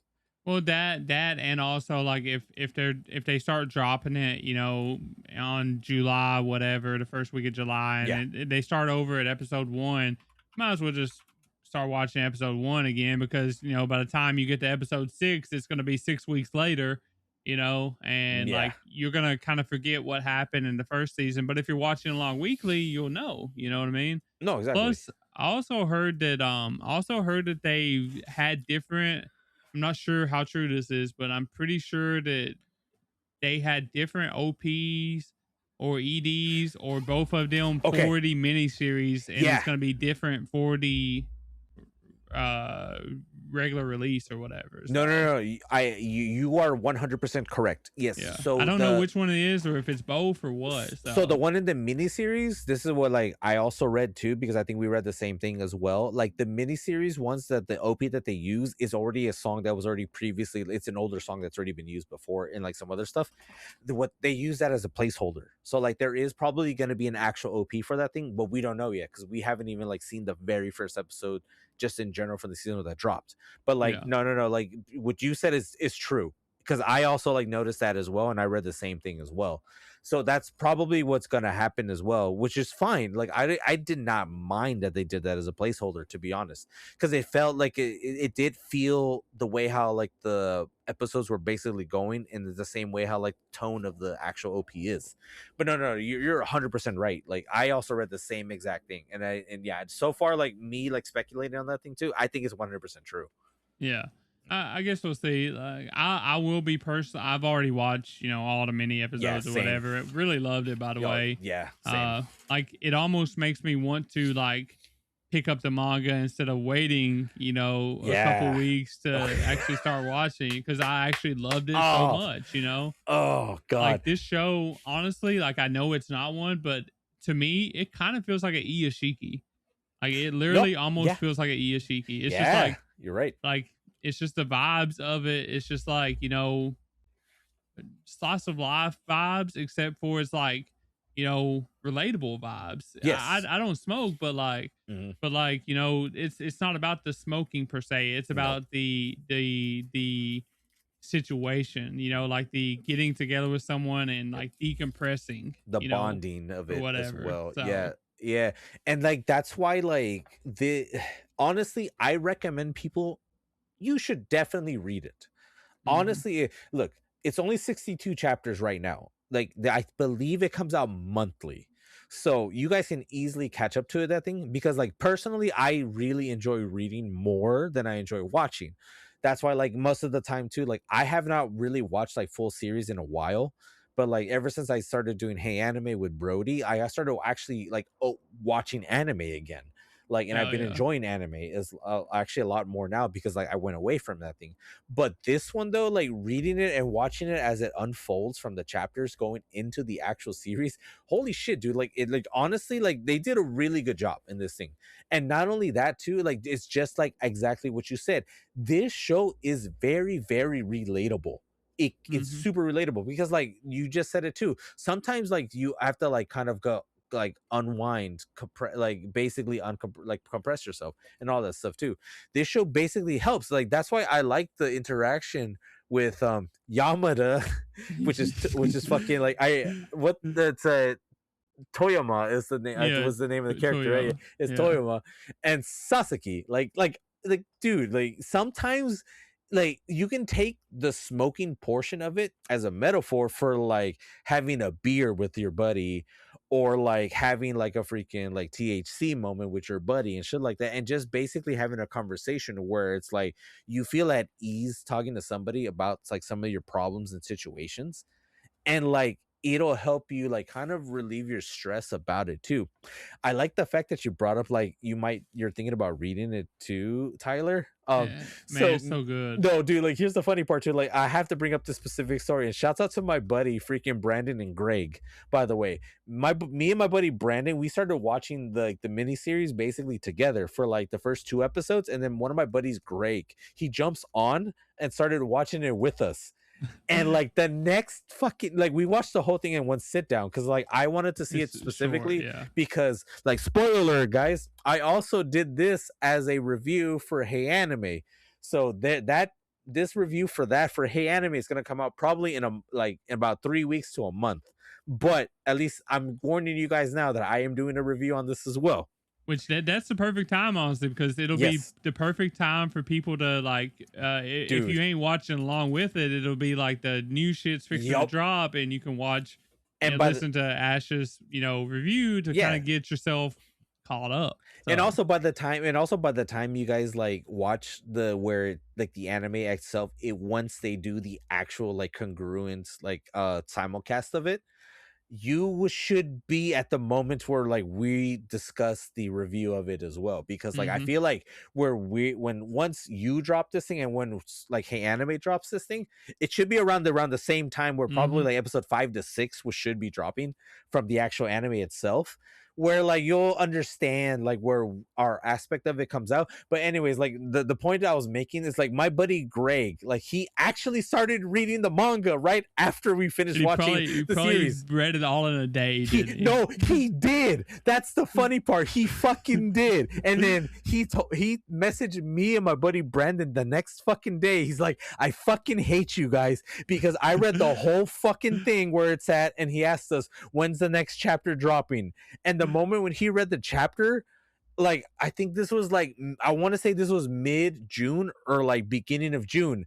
I told him like the recent chapter barely dropped, dude. So it's probably not gonna be until like It's gonna be July, beginning of July when it drops. He like basically told us I hate you guys, but he's like I like the fucking manga because the manga was really fucking good. And we told him too, like straight up when he joined into watching the series with us. I'm like, dude, I'm gonna tell you this right now. I'm telling you this right now. This is actually one of those ones where it feels very, very relatable, and you really want to like continue with the characters with their conversations because this shit can hit close to home. hmm And he fucking told us the exact same thing what we told him, and he's like, "I hate you guys. This is really good." He Well, really enjoyed it. the thing is like I haven't read the manga yet, but I assume that if it's anything like the anime, it's such Yes, an easy watch. It's it such an is. easy read Oh, it because is. they literally don't talk about or do anything really. It's No. literally just like vibing, Yes. like it's just shit that like so like this dude he's an older guy, like he's a Yeah. middle-aged man, Mm. kind of like what we are, like we're getting up there, you know what I mean? Yes. Yeah, And exactly. like after a long hard day of work, like he busts his ass at work. He's one of the Yeah. senior, I guess, guys at his office or whatever, and Yep. like it takes a lot out on him, and like he doesn't have anybody to go home to. He doesn't have anybody to Nope. talk to. Like he's by himself, and like he has his ways of like getting past, getting over the things that happen in his day, unwinding, de-stressing, Yes. because you have to when you're in a situation like that. And like it's like us, when we get done with a hard day of work, it's I come home, me specifically, I come home and I watch anime, I play games. Yep. I'm sure Ash is kind of the same. We all have our own little things, Mm-hmm. and it may not be smoking, or it may be drinking, like Ash said, it may be hitting a pen. Yeah. It doesn't matter what it is. It's literally the same thing. You're doing the same thing. You're decompressing. Mm-hmm. You're getting to know someone new. You're making friends while doing it. So like it's just it's a great time. It's great vibes. So Yeah, and that's why, like, that's why when you mention it too, it's very relatable. It's 100% super relatable, man. Like, yeah. and you hit the freaking nail right on the head, like so well. Where it's like you get out of work sometimes, guys. Like you realize, like sometimes you need to unwind. Sometimes there are times where we don't usually have like a friend to talk to. Sometimes, and sometimes, like having a freaking like a pen, sometimes just like having a small little drink. This is water, by the way. I'm not using this as an example. It's like alcohol and stuff like that. It's like sometimes you need a drink, sometimes you need just like something to preoccupy yourself with, and that's how we decompress. This show basically tells you like how hard it is to like basically be like a Japanese businessman, and hmm then like and seeing that like you realize you don't really have like anything to do like after work, you don't really have like friends, you don't really have like other stuff. Sometimes you just need like the cigarette is the cigarette is literally a metaphor for your decompression.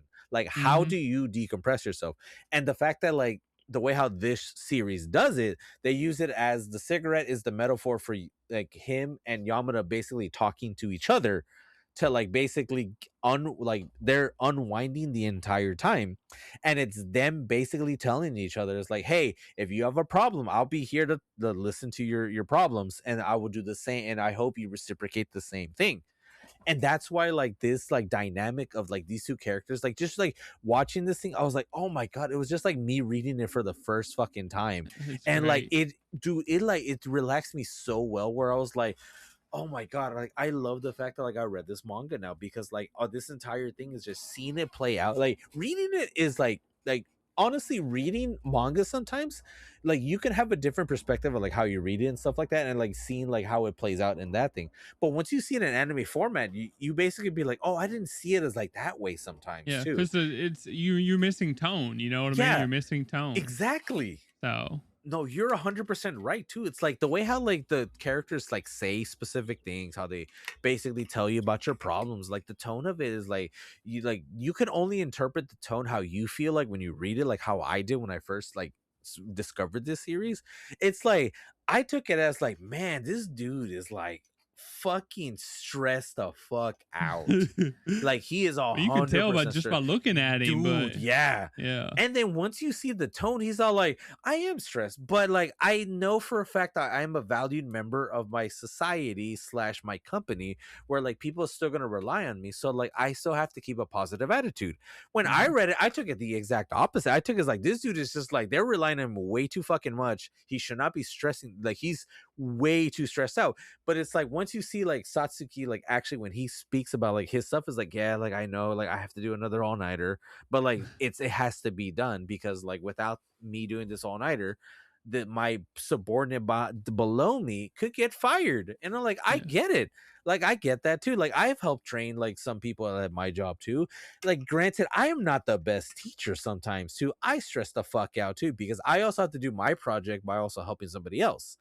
But I understand him a bit more in the ways like how Satsuki was teaching his subordinate too, because like honestly, teaching other people to do your job or like something similar to your vein, it's fucking stressful.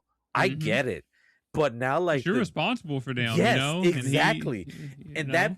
that hits like so much more, because now that puts more anxiety on you and all that shit too. And I get it. I get it too. Like I work in a fucking engineering department, and like that shit is very, very stressful. If my numbers are off by like a little bit, it's disastrous in like in that aspect too. So like I have to make sure I do it correctly, and I teach the next person that's behind me correctly as well, so he Mhm. won't stress out like I normally do. But like but with the thing is like with the way how they do it with this series though, specifically though, they do find a realization that like, hey, I get the fact that like this shit is stressful, but it's endearing enough to the point where like at least like, because Satsuki mentions it too in the series too, it's like because at first when he was like he took as like he accidentally scolded the person below him Mhm. in one of the episodes, and he's all like, oh no, it's like, oh, I didn't like, she like freaked the fuck out, like, and like I feel really bad for that thing, because that also adds a little bit of anxiety on that thing too, because I was also kind of a dick to the person that I was training too, because like I was like, but in my head I was like, why the fuck aren't you getting it? Like, and that's how like I took it as like that's how I made it sound to him, because he also kind of gave me the same aggression back. But also at the same time, it was all like when Yamada basically told him, is all like, well, they don't know that the goodness in you, like the way how you did it, they probably took it that way, but they're gonna see that you're a good person. And holy shit, dude! Like honestly, like the same what happened to him was all like when his subordinate came out to him, was like, sorry, I didn't mean to like take it as that way and me running away and all that shit. It's like, I understand you're a good person, you're looking out for me. And I was like, holy fuck, dude. Like that also happened to me too, because that other dude's like, hey dude, I know you're stressed out too, like I know you have to teach me and shit like that too, but it's like, you're at least helping me very well. Like I get that you're not doing 100%, and like that happened to me too. And I'm like, dude, what the fuck? Like they like Same no, shit, you know? yeah, this shit is so fucking relatable. Like where to the point, like it's so relatable where you can feel how Satsuki feels sometimes, the way how Yamada basically like kind of encourages him slash like kind of fucks with them the entire time. Like you can feel that as like, oh shit, wait a minute, like no, because that's almost in similar same vein. Like if I were to like discuss this with a buddy of mine and be like, dude, like I feel like shit, I did this at work, they'd be like, dude, just don't relax, like, you know, relax, you'll be fine, trust me. Like they're gonna understand why you did it that way. And shit, it happened to me, happened to Satsuki too, and I'm like, damn, that shit like is super fucking relatable, man. And like, Well, and I love that. and not only Sasuke, you know, we're also forgetting that like Yamada, you know, Yes. Oh my god, yeah. as when she smokes as Toyama, Yep. you know, she is also decompressing too, because she is, you know, Yes. she is a cashier, you know, Yamada is a cashier, and she has to like act a certain way. She has to be polite no matter what. Customers Yes. always right, customer service. And Yeah. so when she gets to smoke with Sasuke, she actually gets to be herself, you know, Yeah. let loose, you know, finally give up the facade that she has to put on all day. And she goes through shit too, you know. We even get like a segment of her going through shit, and you know, Sasuke actually helping her out, you know, one day or whatever. Like Yeah. it's really cool that it's not just Sasuke, it's actually Yamada doing the same shit. It's just two different stories. And Mhm. that's even more relatable because no matter if you're an engineer like Ash, a cashier like Yamada, like a businessman like Sasuke, or like a sanitation worker like me, like we all have shitty days, and we all Yeah. have to have a way to decompress. And like this is showing you that everyone's the same. Like we're all the same. We all decompress. So Yeah, and we yeah. also tell you guys too, like there's like we can watch TV shows, we can watch anime, we can read books, we can read mangas, and like you eventually you're gonna find something where like your type of stuff that you deal with sometimes is very, very relatable and like in some Mm-hmm. sort of media. This like honestly, like this one particular manga series, like I feel like this one is like the good like bridge that basically says like the shit that you feel like this series basically is gonna feed into you. It's like, oh shit, it's like when people always say like, oh shit, he's just like me, or like He's she's just like just me for like real, me. for real. This, yeah, this fucking manga, I literally am gonna say it too, like this shit is literally us. Like Yeah. the stressful like It's just overworked fucking worker, it's the just being freaking the human, you yeah, know? the manual labor guy that's like Mm-hmm. just working like 12 to 14-hour days and shit like that. This is the most relatable manga series I think I've ever read, and also like the mini series I've ever watched too, because this one really does hit close to home on all that shit. And like it's very, very rare where you can honestly say like almost 99% of it is like it's definitely me. I get it. I understand this thing. And like, holy shit, am I invested in this thing? Because I know what it takes and what it feels like to go through all that shit.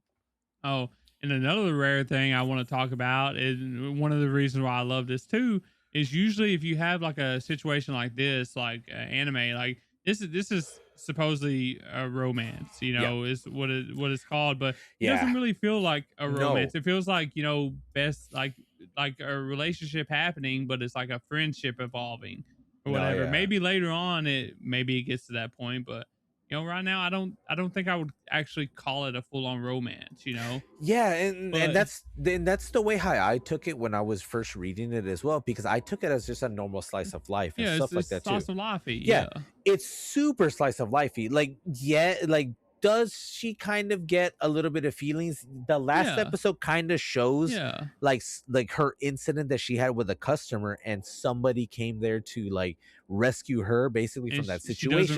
And really know, exactly, you know. and the funny part too, the way how they did it there and the way I did it in the manga, it like it's almost like literally panel for panel, I love because that. you're supposed to think it's Satsuki, but Satsuki in the manga later on mentions like, I don't even remember doing something similar to that in vain, because he also mentions too like, I remember, I don't know, because I know they didn't mention this thing too, he actually just barely came back to that area about like 8 years ago, which is basically when that incident of hers happened.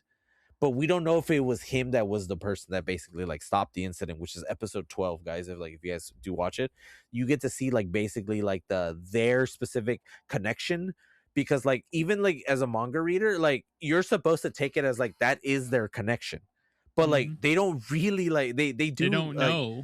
yes, personally both of them don't know if that was the person that saved them and that was the person that gave the advice and shit like that, because like even like throughout when you're reading that thing you don't even know either, because like, but you're supposed to take it as like, yeah, she fell in love with Satsuki because Satsuki was the guy who saved her, but Yeah. like I said, And we don't Sasuke know, don't but even we don't know, remember, but because he like doesn't remember. that's just something Yes. that's because he's such a good person. He just did that, you know. and He didn't think nothing about it, but and she remembers that every day yes, and because he not only, saved her. exactly, but not only that too, it's like it's what like like when you watch that last episode too, and like the way how that incident like falls through, like the character that is Satsuki, like, so I'm using like well, you guys are watching me, I'm using quotation marks the entire time for this entire like segment.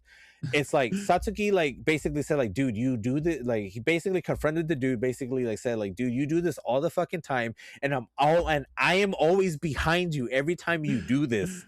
And he goes like, I am so tired right now, I don't give a shit anymore, but can you please lay off the person? And like, because like him being tired, and Legend. then him being tired, I feel like that was probably the reason why he probably doesn't remember that thing, or probably he probably was in that store when that happened. That probably wasn't him. It probably is him, but like I'm gonna say it anyways because I've read the fucking manga anyways. Like Yeah. Well, I think it has to be him. the anime I think they clearly they like shows it. it So, shows him looking as a Sua, like him. They kind of cover his face a little bit, but you can see half of but his face you like can showing. clearly You can tell, I clearly think. tell it's So, Satsuki, yeah, basically. But um, like yeah, but that's the thing though. It's like that's why like them in general, just their interactions mixed in with like you can take any of their shit that they do like in your own like life in general, it's like almost one for fucking one. And yeah, that's why like I feel like this anime is really good, and this manga is like it's up there as being like probably in my I top love favorites that. right now, dude. Like right now.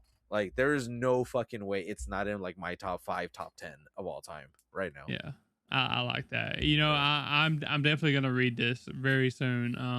I wanted to read it before, you know, we did this episode, but you Yeah. know, I was just so busy. No, So you're good. speaking of Like, work shit, you know what I yeah, mean. So exactly right.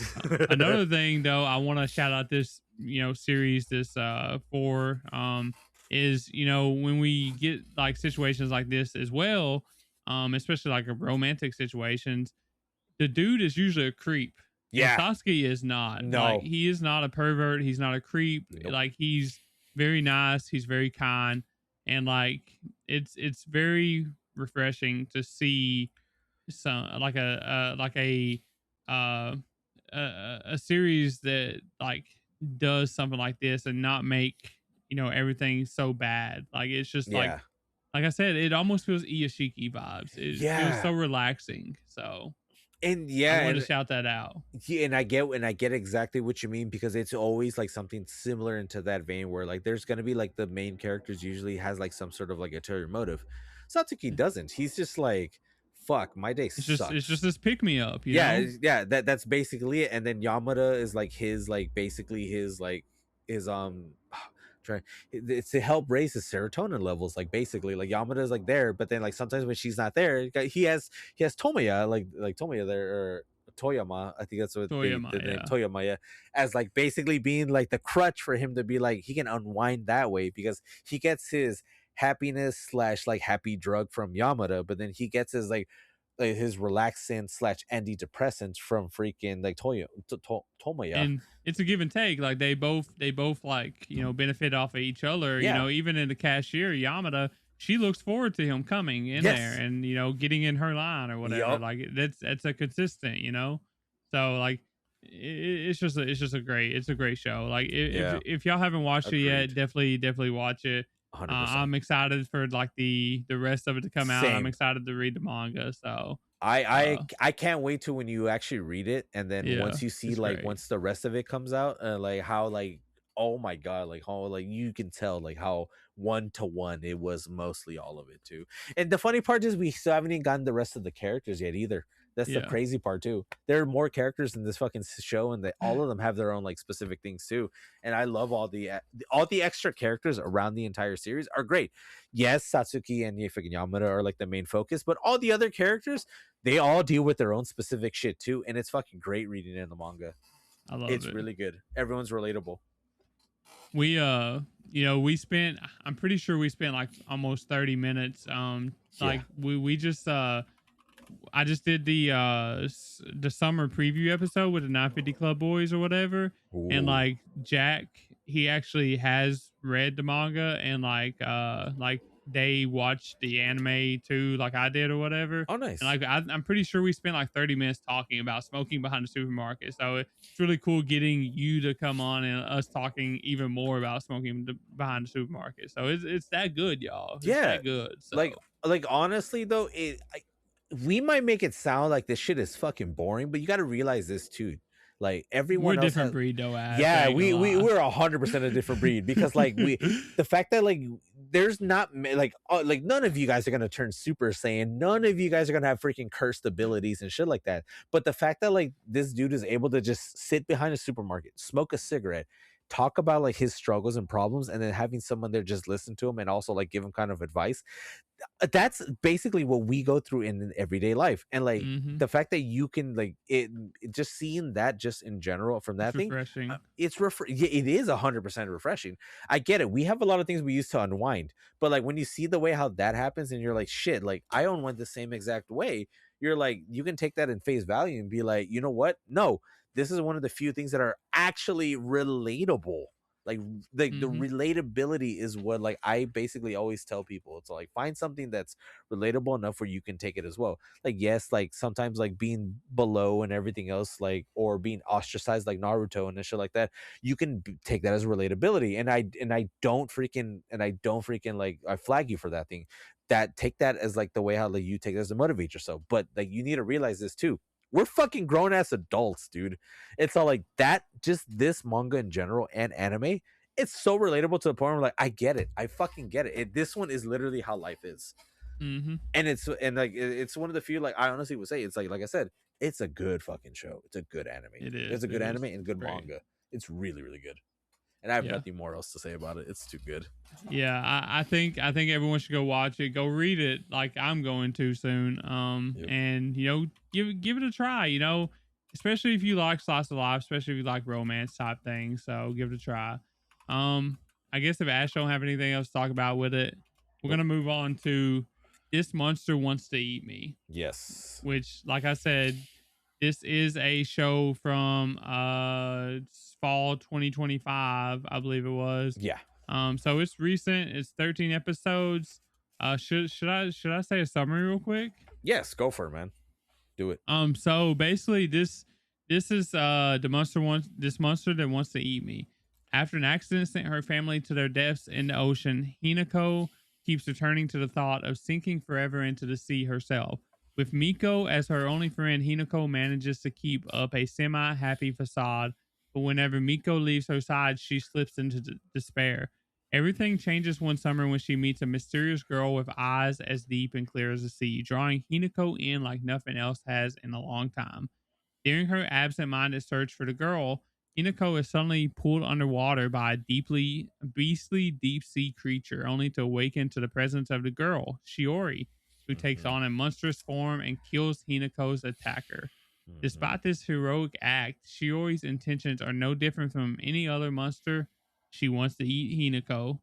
The following morning, Shiori walks into Hinoko's class as a transfer student, and Hinoko cannot help but smile. At last, someone who could fulfill her quiet wish for death has appeared before her.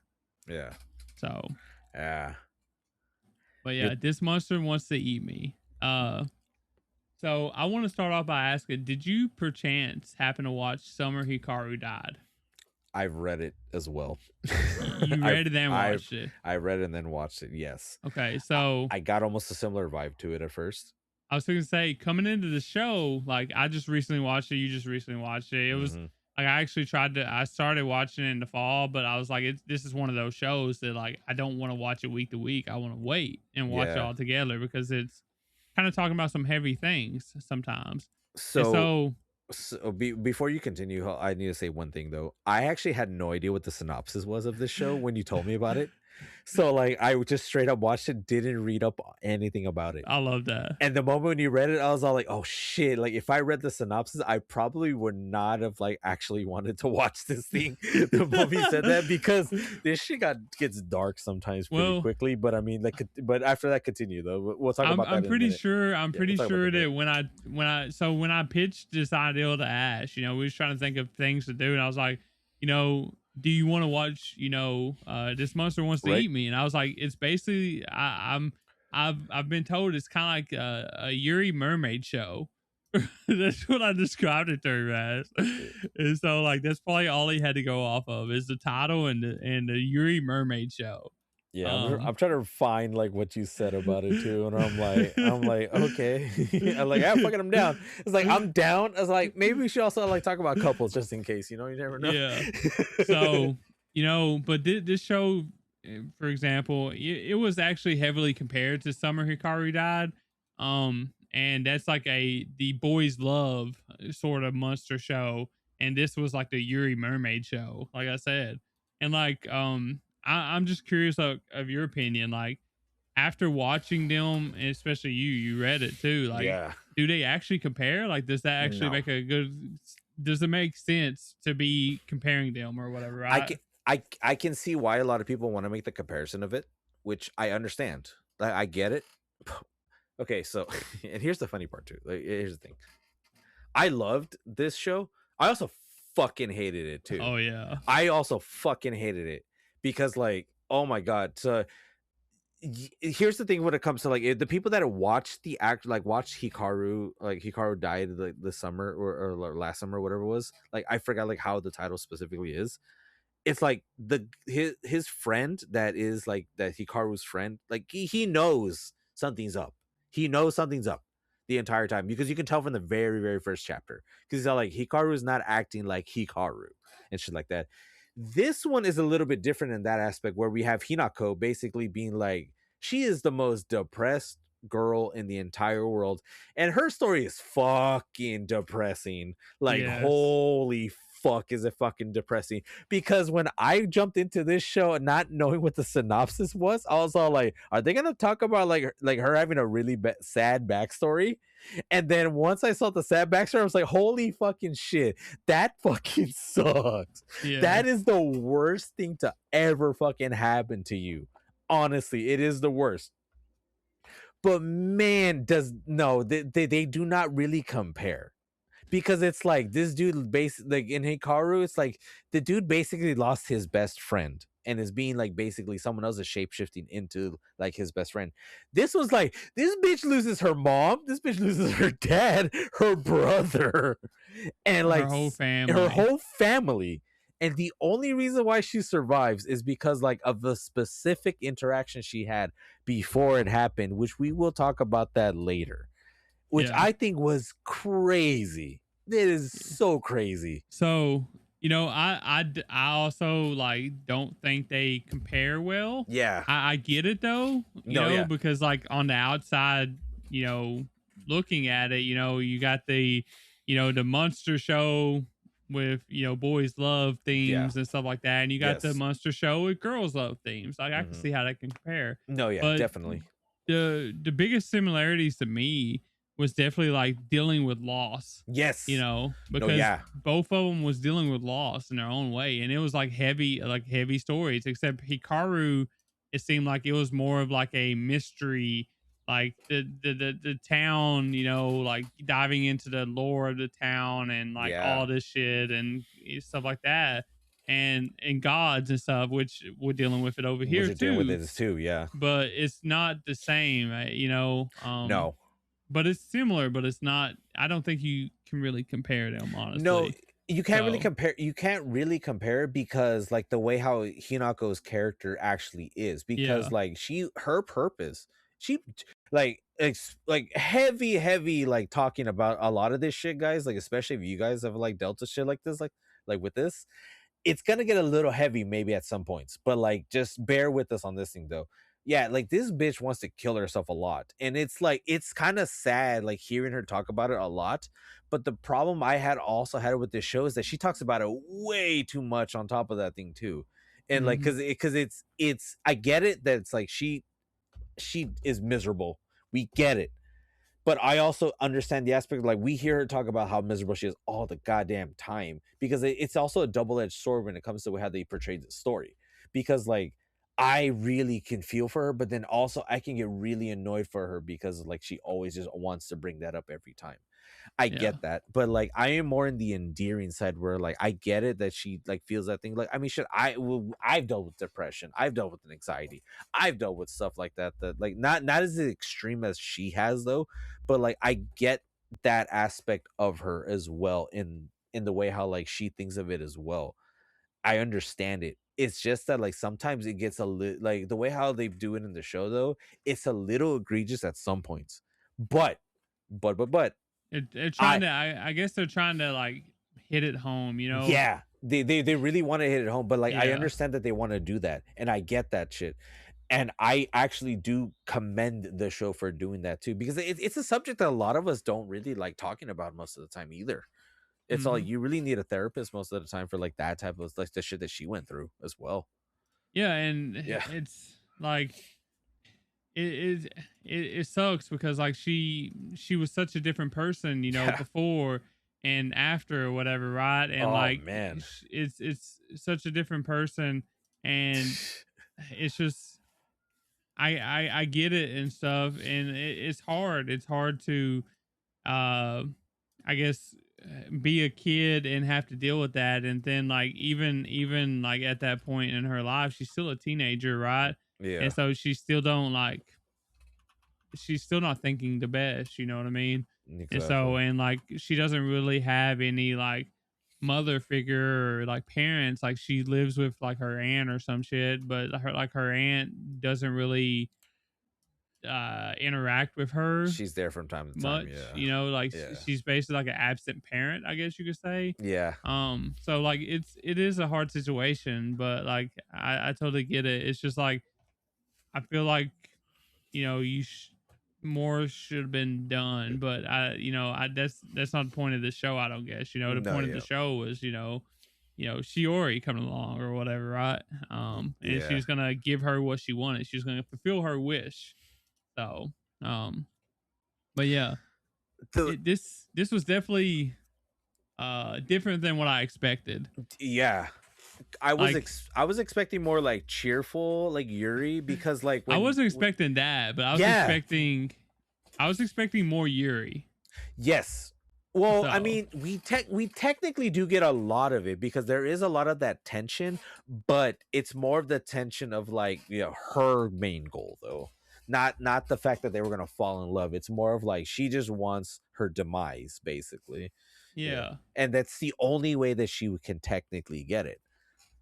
And the thing is like if you so I obviously I knew that this was supposedly a Yuri, right? Because like Mhm. everybody was calling it like the Yuri Mermaid Show, Yeah, comparing it to Summer Hikaru Died and stuff. I think it even has the girls love tag maybe on it. it I'm not does. sure. No, it does. Yeah. Um, but to me, I didn't really think that it felt like a Yuri No. until we got Shiori's backstory about her floating in the water or whatever, Yeah. right? And then it starts to make sense like, hey, like she she actually loves Hinako. She just doesn't know what love is. Yeah. And then we get context that gives us the context, and that happens like at the very way end of the later. show. Yeah, And so that late. gives us the context to then see, like, hey, she just don't know how to interact with humans. Like, she doesn't know how to, like, process her feelings and, like, show her feelings. And, like, she doesn't know what she's actually feeling, but it's actually love. And she's been treating, she's been doing this to Hinako, like, telling her, like, trying to make her better by feeding her lies because she loves her, Yeah. even though she doesn't know it's love. And so I get it now. But until that point, until we got Shiori's backstory, I was like, this is just like,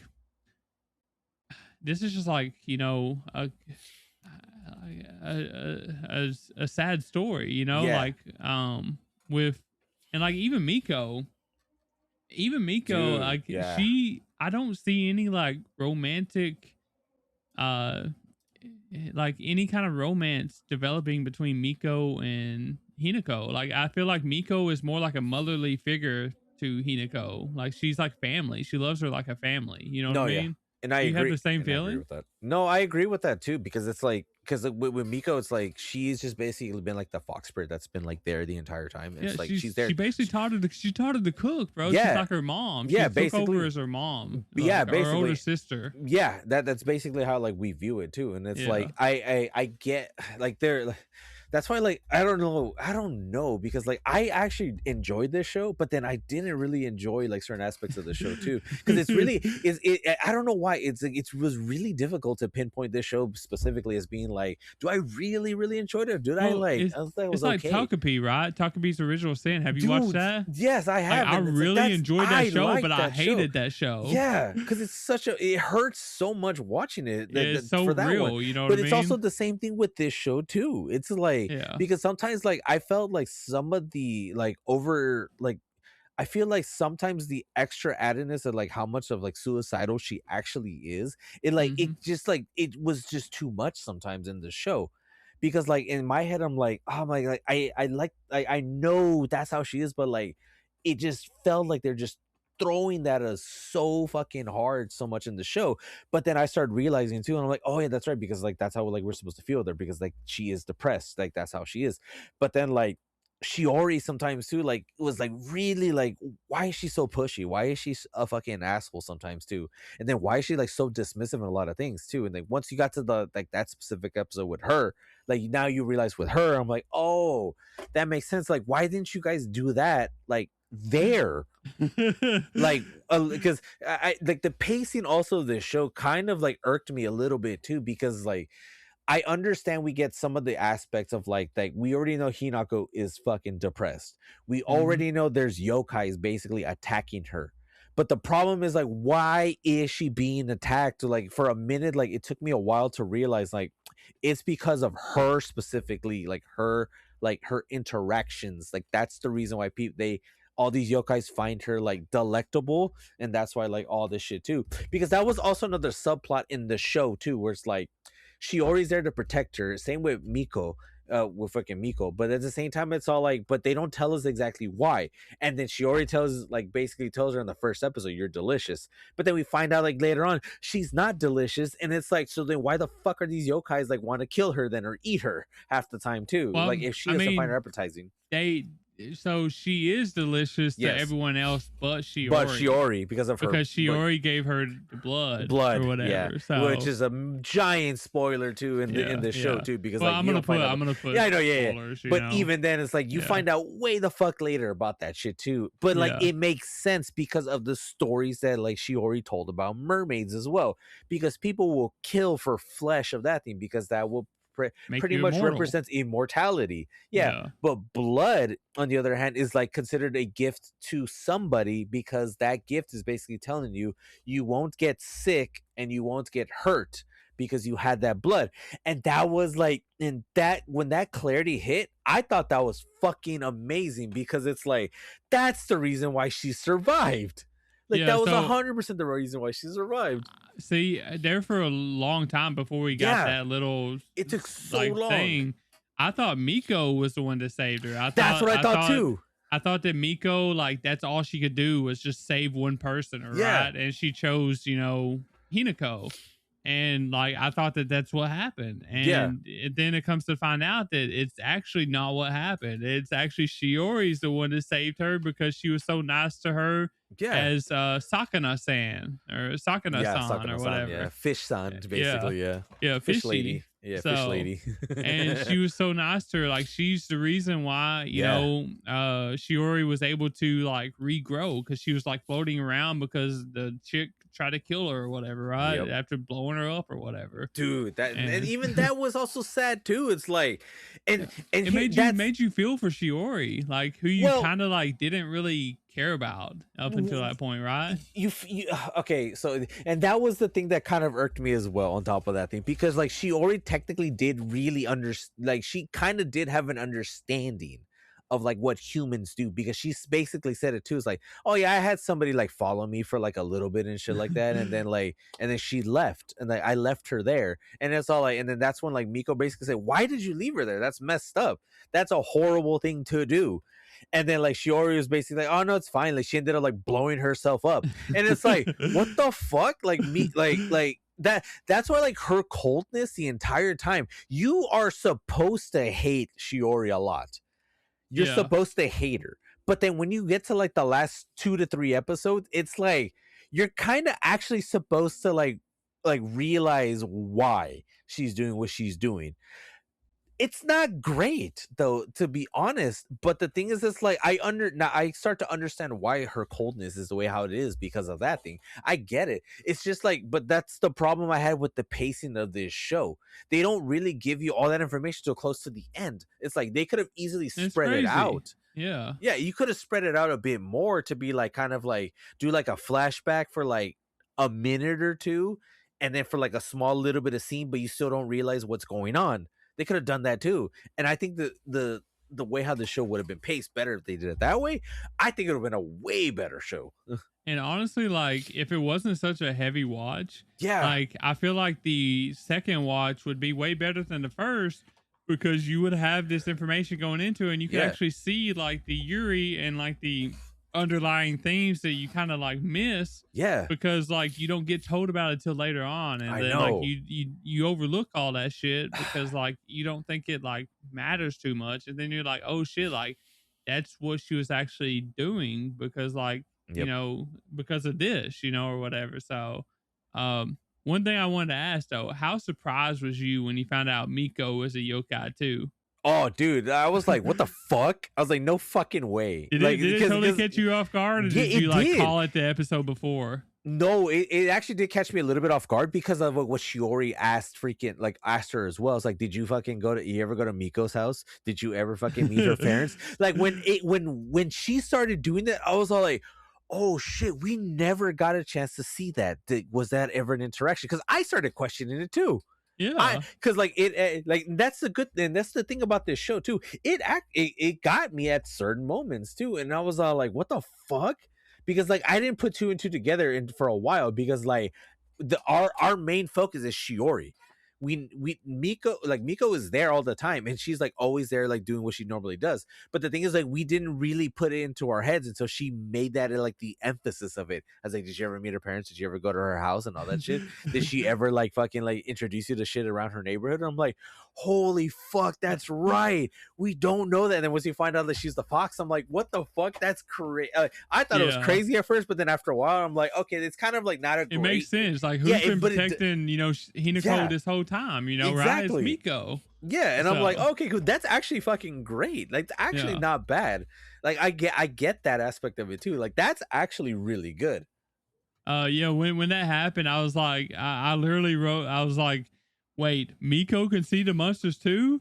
I was like, wait, is she a mermaid too? Is she trying to eat Hinako too? Right. You know, this is all the shit I was thinking. I was like, what if she actually is lying to Hinako and like she's just, you know, trying to eat her too or whatever, right?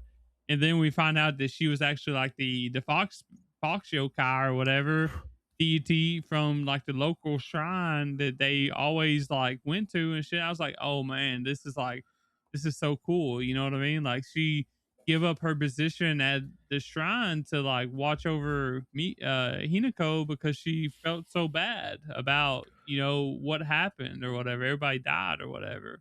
And I exactly. was like, this is crazy. No, So yeah, and that's why I like the Miko character in general is like actually a really good character in the entire thing she's my because it's favorite character, by yeah, the no, way. like, I agree too. Like she's my favorite character as well. I liked her a lot more.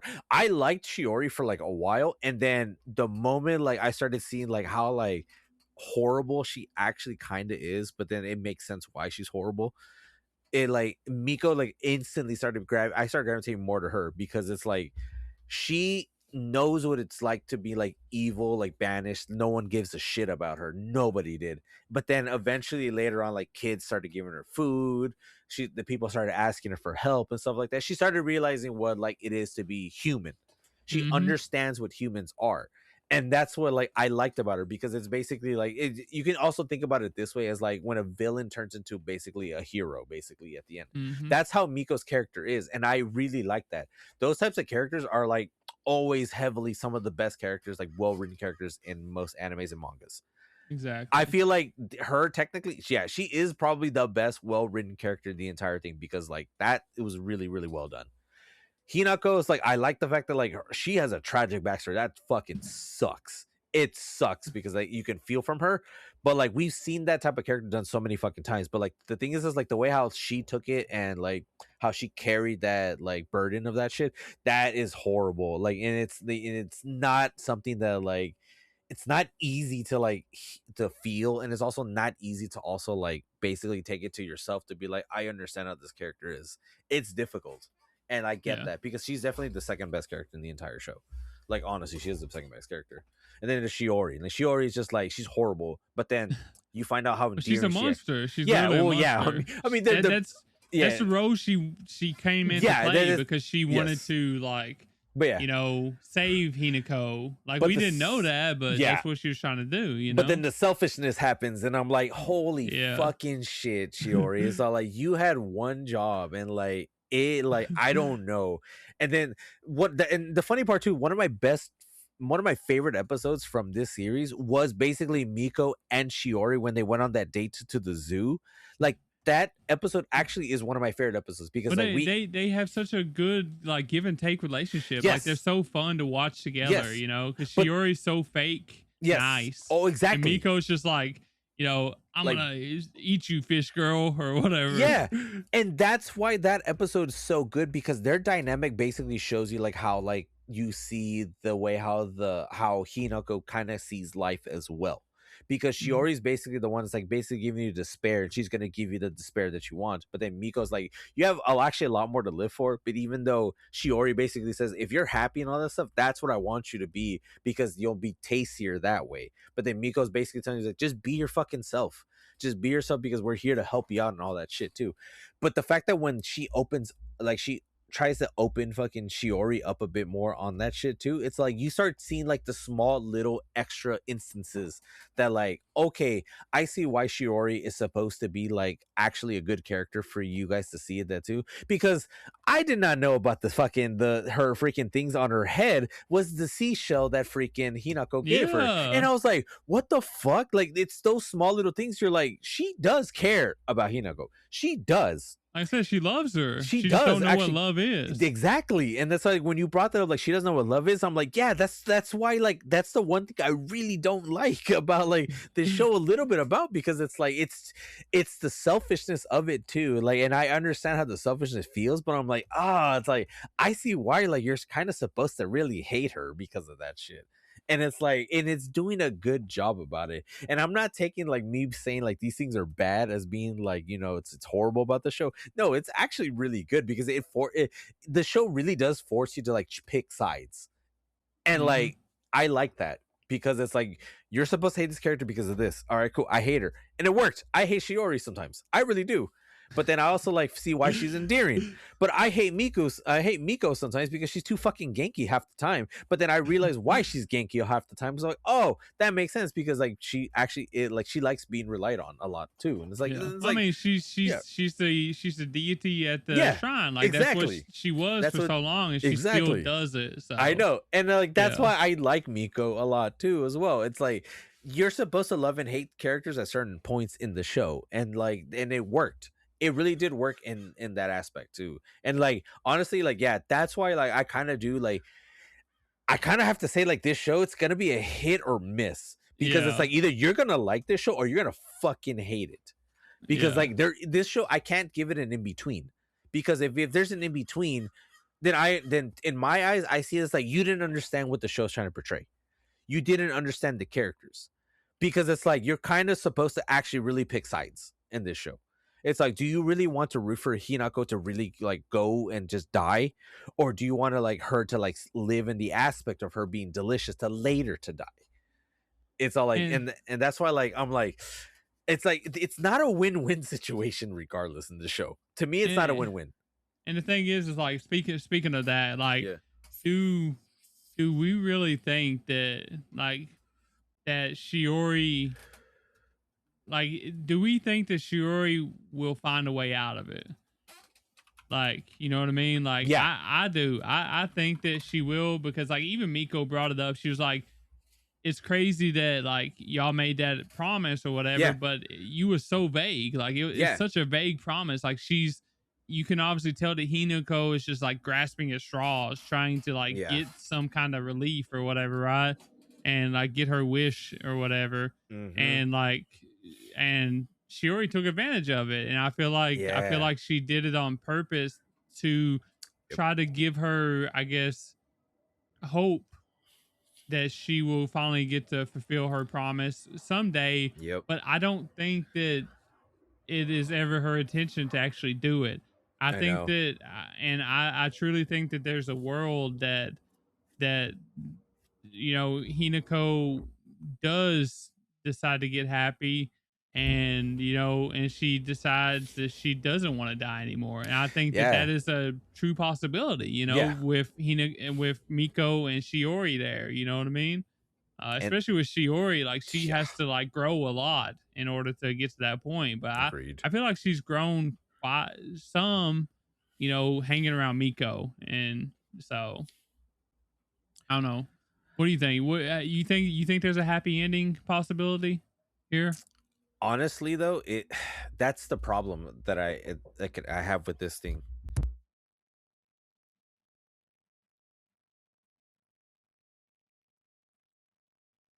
Sorry. So I You got good? You interrupted. good? So anyways, so no, yes and no, because like here's the thing.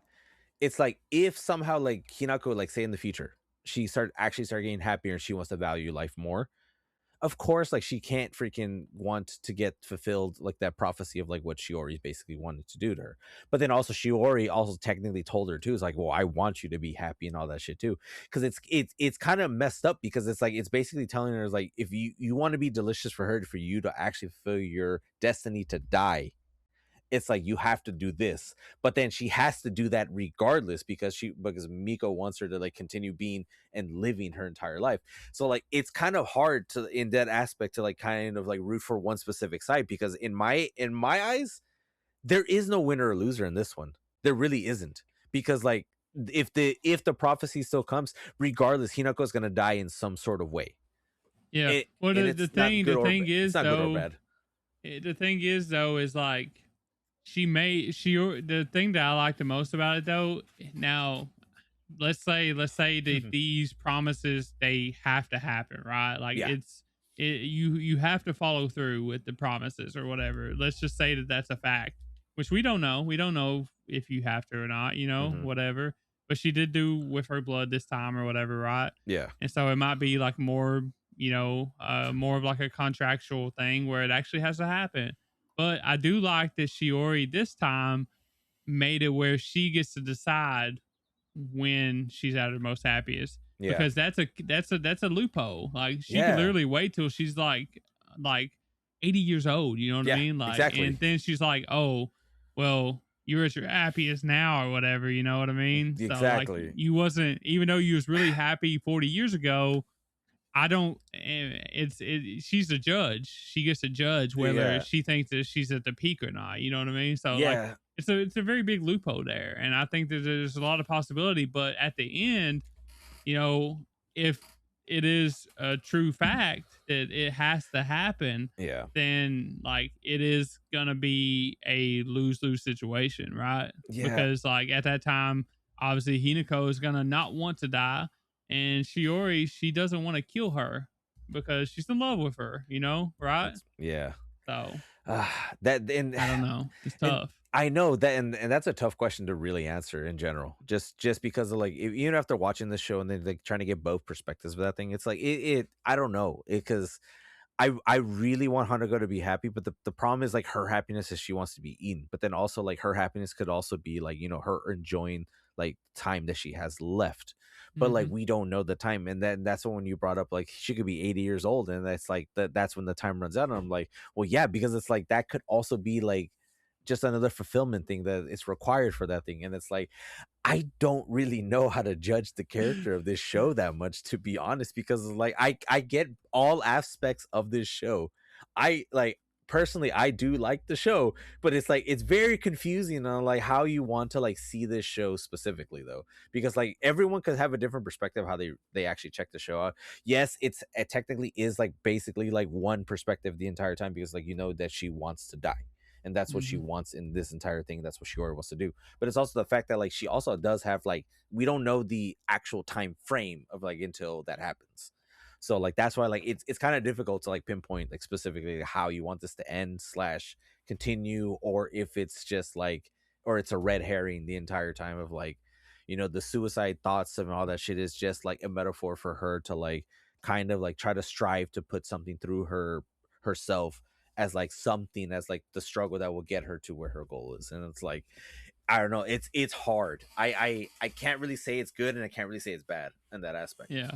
Yeah. And I also think it doesn't really help that like season one, even though we explored a lot of things Yeah. and like, but we kind of are just scratching the surface on like the story in general. Yeah. I feel like we definitely need more. Like either like go into the manga or like another season to even to start beginning to understand like the Yeah. characters and the story that's happening, because like it was just so much, and like you said, the pacing wasn't exactly the best. No. And they I don't know if that's how it was in the manga, where like they chose to wait, to tell certain things, but it's just one of those things. It happened like that, and Yeah. I feel like you definitely have to have more content, whether it's the manga or more anime, to actually get a good feel on like where this is even going. You know what I mean? Like Hmm. where are we even like going with this? Yeah. Because right now you can Yeah. guess, but there's not no clear picture. Like what are we doing? You know what I mean? So Yeah. And then also like the one of the biggest I think one of the biggest plot holes also that we don't really see, and this is probably like my final thought on this thing too. It's like um so she lost her family at a young age, but we don't really see like what happens between like there and then when she freaking meets Shiori though. That's the thing to that yeah, point because like it's just that's a all a big mystery. yeah It's because all that's like Miko took care of me or whatever, right? yes, yeah, So exactly. But we do see it in like glimpses of like specific things that she does in like her everyday life, like Hinako. It's like especially when it came to like making the rolled omelets and stuff like that. Like yeah, that specific scene kind of that one hit her a lot harder than it actually was because it's like, oh yeah, I really needed to learn how to cook by myself, and it's like the only reason why she learned how to do like a lot of stuff, Miko was there for like 99% of the stuff that was there, and that was like the coolest thing in the entire thing. Like that was basically like, oh yeah, because it's like the small memories that she has in between, she doesn't remember all that stuff, but then she already manipulates some of the things to like make it think like it's false. But then like it also technically helps her because like she gets to like relive those things to make sure like she saw it the way how she originally saw it too. And that's why I'm like, okay, but yeah, she already does help at, like and in some aspects too, in some points. But she still like ruins like a lot of the things there too. But like that but it's also because it's coming back to what you said too. She doesn't understand love. That's the yeah. thing too. And that's like damn that I understand that like way more because of all of that stuff because after seeing it the way how it's being played out and then like basically reimagining everything again and then seeing it in that perspective, I'm, okay, yeah, that makes sense. Then no, that 100% makes sense. Yeah. Um, I know you said that was pretty much your final thoughts. Do Yeah. you have anything else you want to like say about it real quick? Like, would you recommend it? Like, to people who like Yuri? Like, would you recommend it in general? Like, what's going on, Ash? Honestly though, like I would still recommend this thing too, because I'm also gonna be putting this in the Hey Anime like list of like You shows to make review. Brody watch it. Yeah, basically, because it's like like for instance, like for me in Hey Anime, it's like it's basically like almost like trying to put somebody to watch an anime, like even if you never heard of it, just to like give it a chance and stuff like that, and Mm-hmm. force yourself to actually watch it and stuff like that. This one though, it's like the only reason why I want to put it on this one, because I want to see like how my co-host takes this thing too, because like personally, I think this show is actually not a bad show. Like Yeah. yeah, like it's my score is gonna be surprising because the way how like I do glaze the show a little bit, but then I also do talk like really down about this show too on top of that thing. But Yeah. you'll hear it in my score like later in a bit. But like honestly though, like the show, like it should be a recommended show because you get to see a different like way how storytelling is done, but you can also see like how like if the pacing of a show is done sporadically and not in a very specific way that could actually make the story better, you get to see it in this show specifically, because there are other shows that have done like their pacing is bad. Like there's a lot of shows that do pacing really horribly. This one doesn't do it bad. It's just like it doesn't know when it was supposed to use some of the flashbacks the way I was supposed to. Yeah. Yeah. Like I said, I feel like the second watch would be like so much better because you would Yeah. actually understand like Shiori's character a little bit more and like stuff, because like you just don't get it. Like you don't understand like Yeah. why this is like a Yuri show, because like it doesn't seem like one. So Yeah, and I think in the beginning, but it actually is, but it's kind of not. So I and don't know. honestly though, I think if I actually read the synopsis before I actually watched the show, I think I would have like probably I think I might have like not enjoyed it as much as I thought it was going to be honest. Yeah. Like me going in blind to this show, I enjoyed it more than I actually thought I was going to enjoy it. Yeah, Because, like I said, I went in yeah. blind too, Yeah. even though like I knew a little bit more about it because I'm the one that brought it up or whatever. Yeah. But I literally only I didn't even watch the first episode back when I originally watched it in the seasonal or whatever. I got to the part where she gets dragged under the sea or whatever, and like she gets saved, and I'm Yeah. like, what the hell is this? You know what I mean? And then I'm like, I need to just chill. Like I ain't got time to watch this right now. I feel like this is going to be one of those shows that I need to watch, binge watch. You know what I mean? No, exactly. And I'm glad I did, because I feel like if you watched it weekly, you would be like, I feel like the score would be lower if you watched it weekly, because I think so too. you wouldn't be able to remember as good like everything like what we did, because we watched it in like a week. Yeah, whatever, and not only that too, it's like there is one episode like it basically kind of forces you to hate, and like in going into like hating that thing, sometimes it could keep you from like watching the show too. yeah. And it's like I'm kind of actually glad I did watch this thing like once it was completed, because like I did have a moment where like I don't want to continue watching the show because of one episode. Yeah. And then like I forced myself to finish it, and I was like, okay, cool. I'm kind of glad I kept going though. I'm actually really glad I kept going. It's an interesting story. It is. I actually had a good time, even though like it touched on a lot of heavy themes. So much more than I enjoy. I don't really enjoy stuff like that, but it is what it is. I definitely would recommend it to people as well. I feel like, especially if you like something like Summer Hikaru Died, like I feel like it is kind of the same, but it's not. Like, but if you do like Summer Hikaru Died, I feel like you will like this too. It's as far as like recommend it for the Yuri specifically, I don't think I will. No. I think the manga maybe I would recommend for the Yuri, because I feel like that's the manga, the later content for this show, I think maybe probably gets into the Yuri a little bit more. But as of right now, like season 1, I don't think it's really Yuri I guess you could say. So yeah, I think the manga focuses more on it. Yeah, though. I feel like it does. It has to, yeah. Like I said, right now, Hinako isn't in a place where she can even fathom, thinking about love. You know what I mean? Right. And Miko isn't, anything like that. Like it's a different kind of love. And Shiori's the only one that you can actually see being in love, but you can only see her being in love if you watch the whole season. So yeah, and then you're like, oh Agreed. shit, like this makes sense a little bit now, like why she's doing the things that she does. So but yeah, I think the manga, if you really want to like watch like consume it for the Yuri, I think that would be the best way to go. But I Yeah. don't think the first season is like super Yuri coded, I guess you can say. Yeah, especially if Um you're coming in looking for a Yuri, I don't think it's a yeah. Yuri. It What? focuses more too much on being more of a drama than it actually Yeah. is. So like, Yeah, yeah, heavy. you know, Yeah. definitely. But at the end of the day, like I said, I think that they done a pretty decent job with this show, especially with the heavy themes. I think Hinako, I think they've done a decent job at writing her too, because it's tough. It's tough to Yeah, write characters like that. And like talking about like some of the things that they have to talk about with a character like that. So, exactly. but I am definitely intrigued how this plays out. Like I want to know. So I'm almost curious about reading the manga, even though like I don't want to read the manga, but I actually want to know what happens. You know what I mean? Like I want to Yeah, know what the same. end game is. So, Yeah, I but kind of do too. um, I guess 8 out of 10 is my score. Hoping for another season because I'm very interested to see how it goes.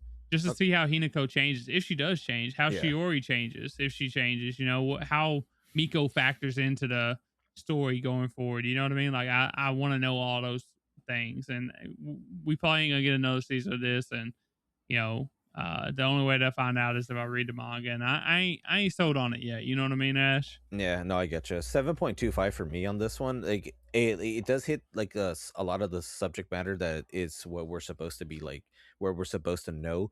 But there's a lot of unknown. There's still like a few unknowns though, and so it would have to me it would have been a 7.5 if I didn't hate Shiori a lot. So that's the thing, because it's like yes, we were forced to hate her, but like the fact that like that pacing of that stuff that I was talking about earlier, that's like the pacing of it is they didn't do it very well. They could have done flashbacks in between to still make it vague, but you know that there's something that's there and stuff like that.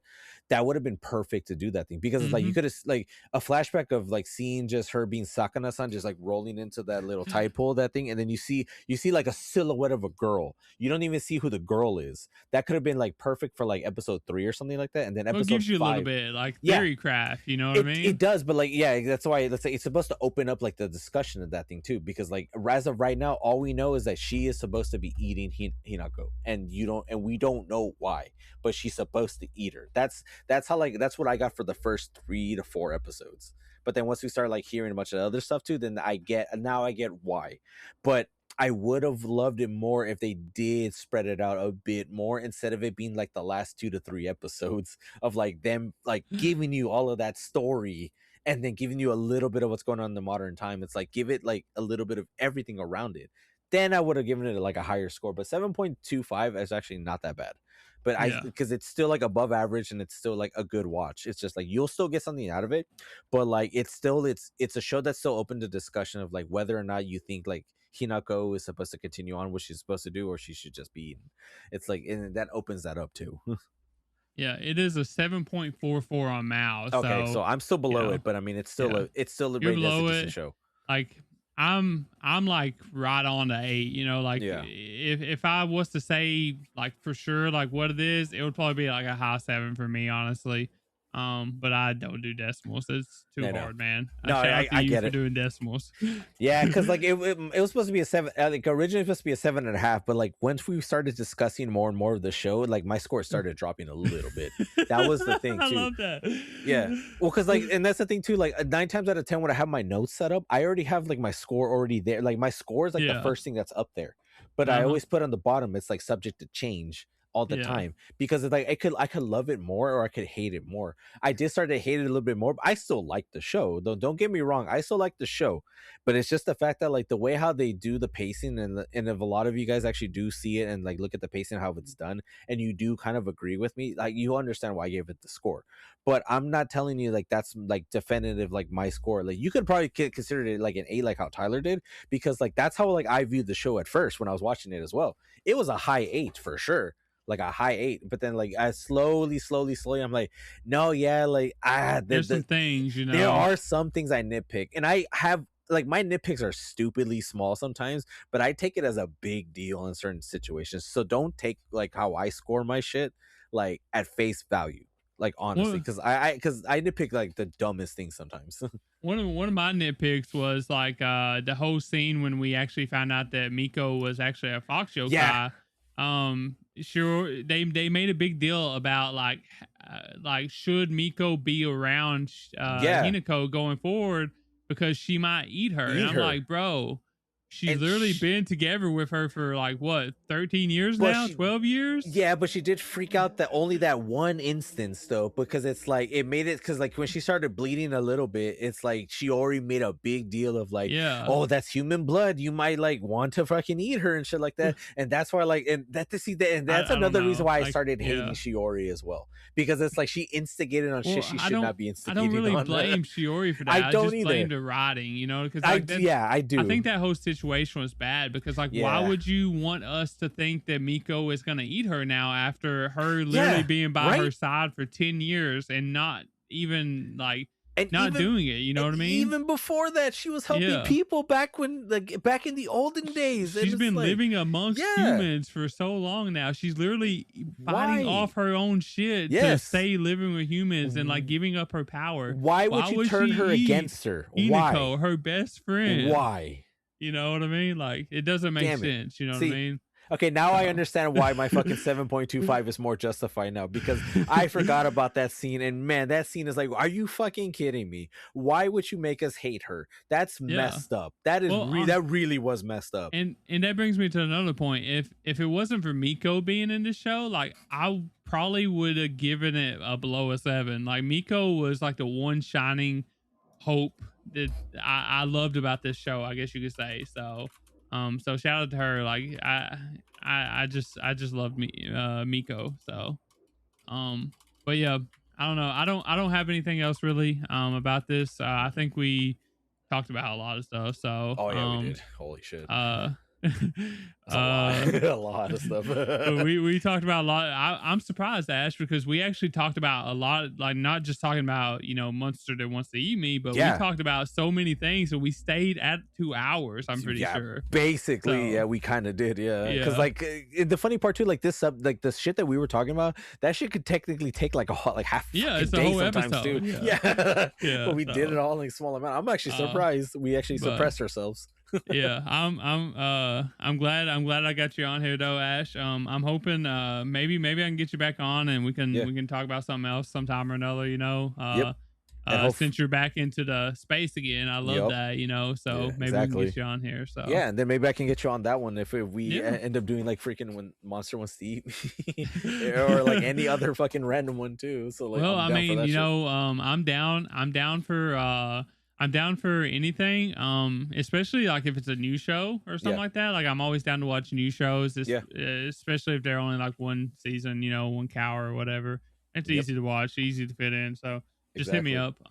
But thanks for coming on. Like I said, all his stuff is going to be in the description. You know, go follow him on Twitch. He streams on Twitch, streams on YouTube, streams on Facebook. So whatever platform you're on, he is going to be there.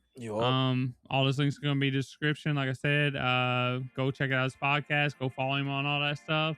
And we will be seeing y'all next week. Hell yeah. Peace. Peace out.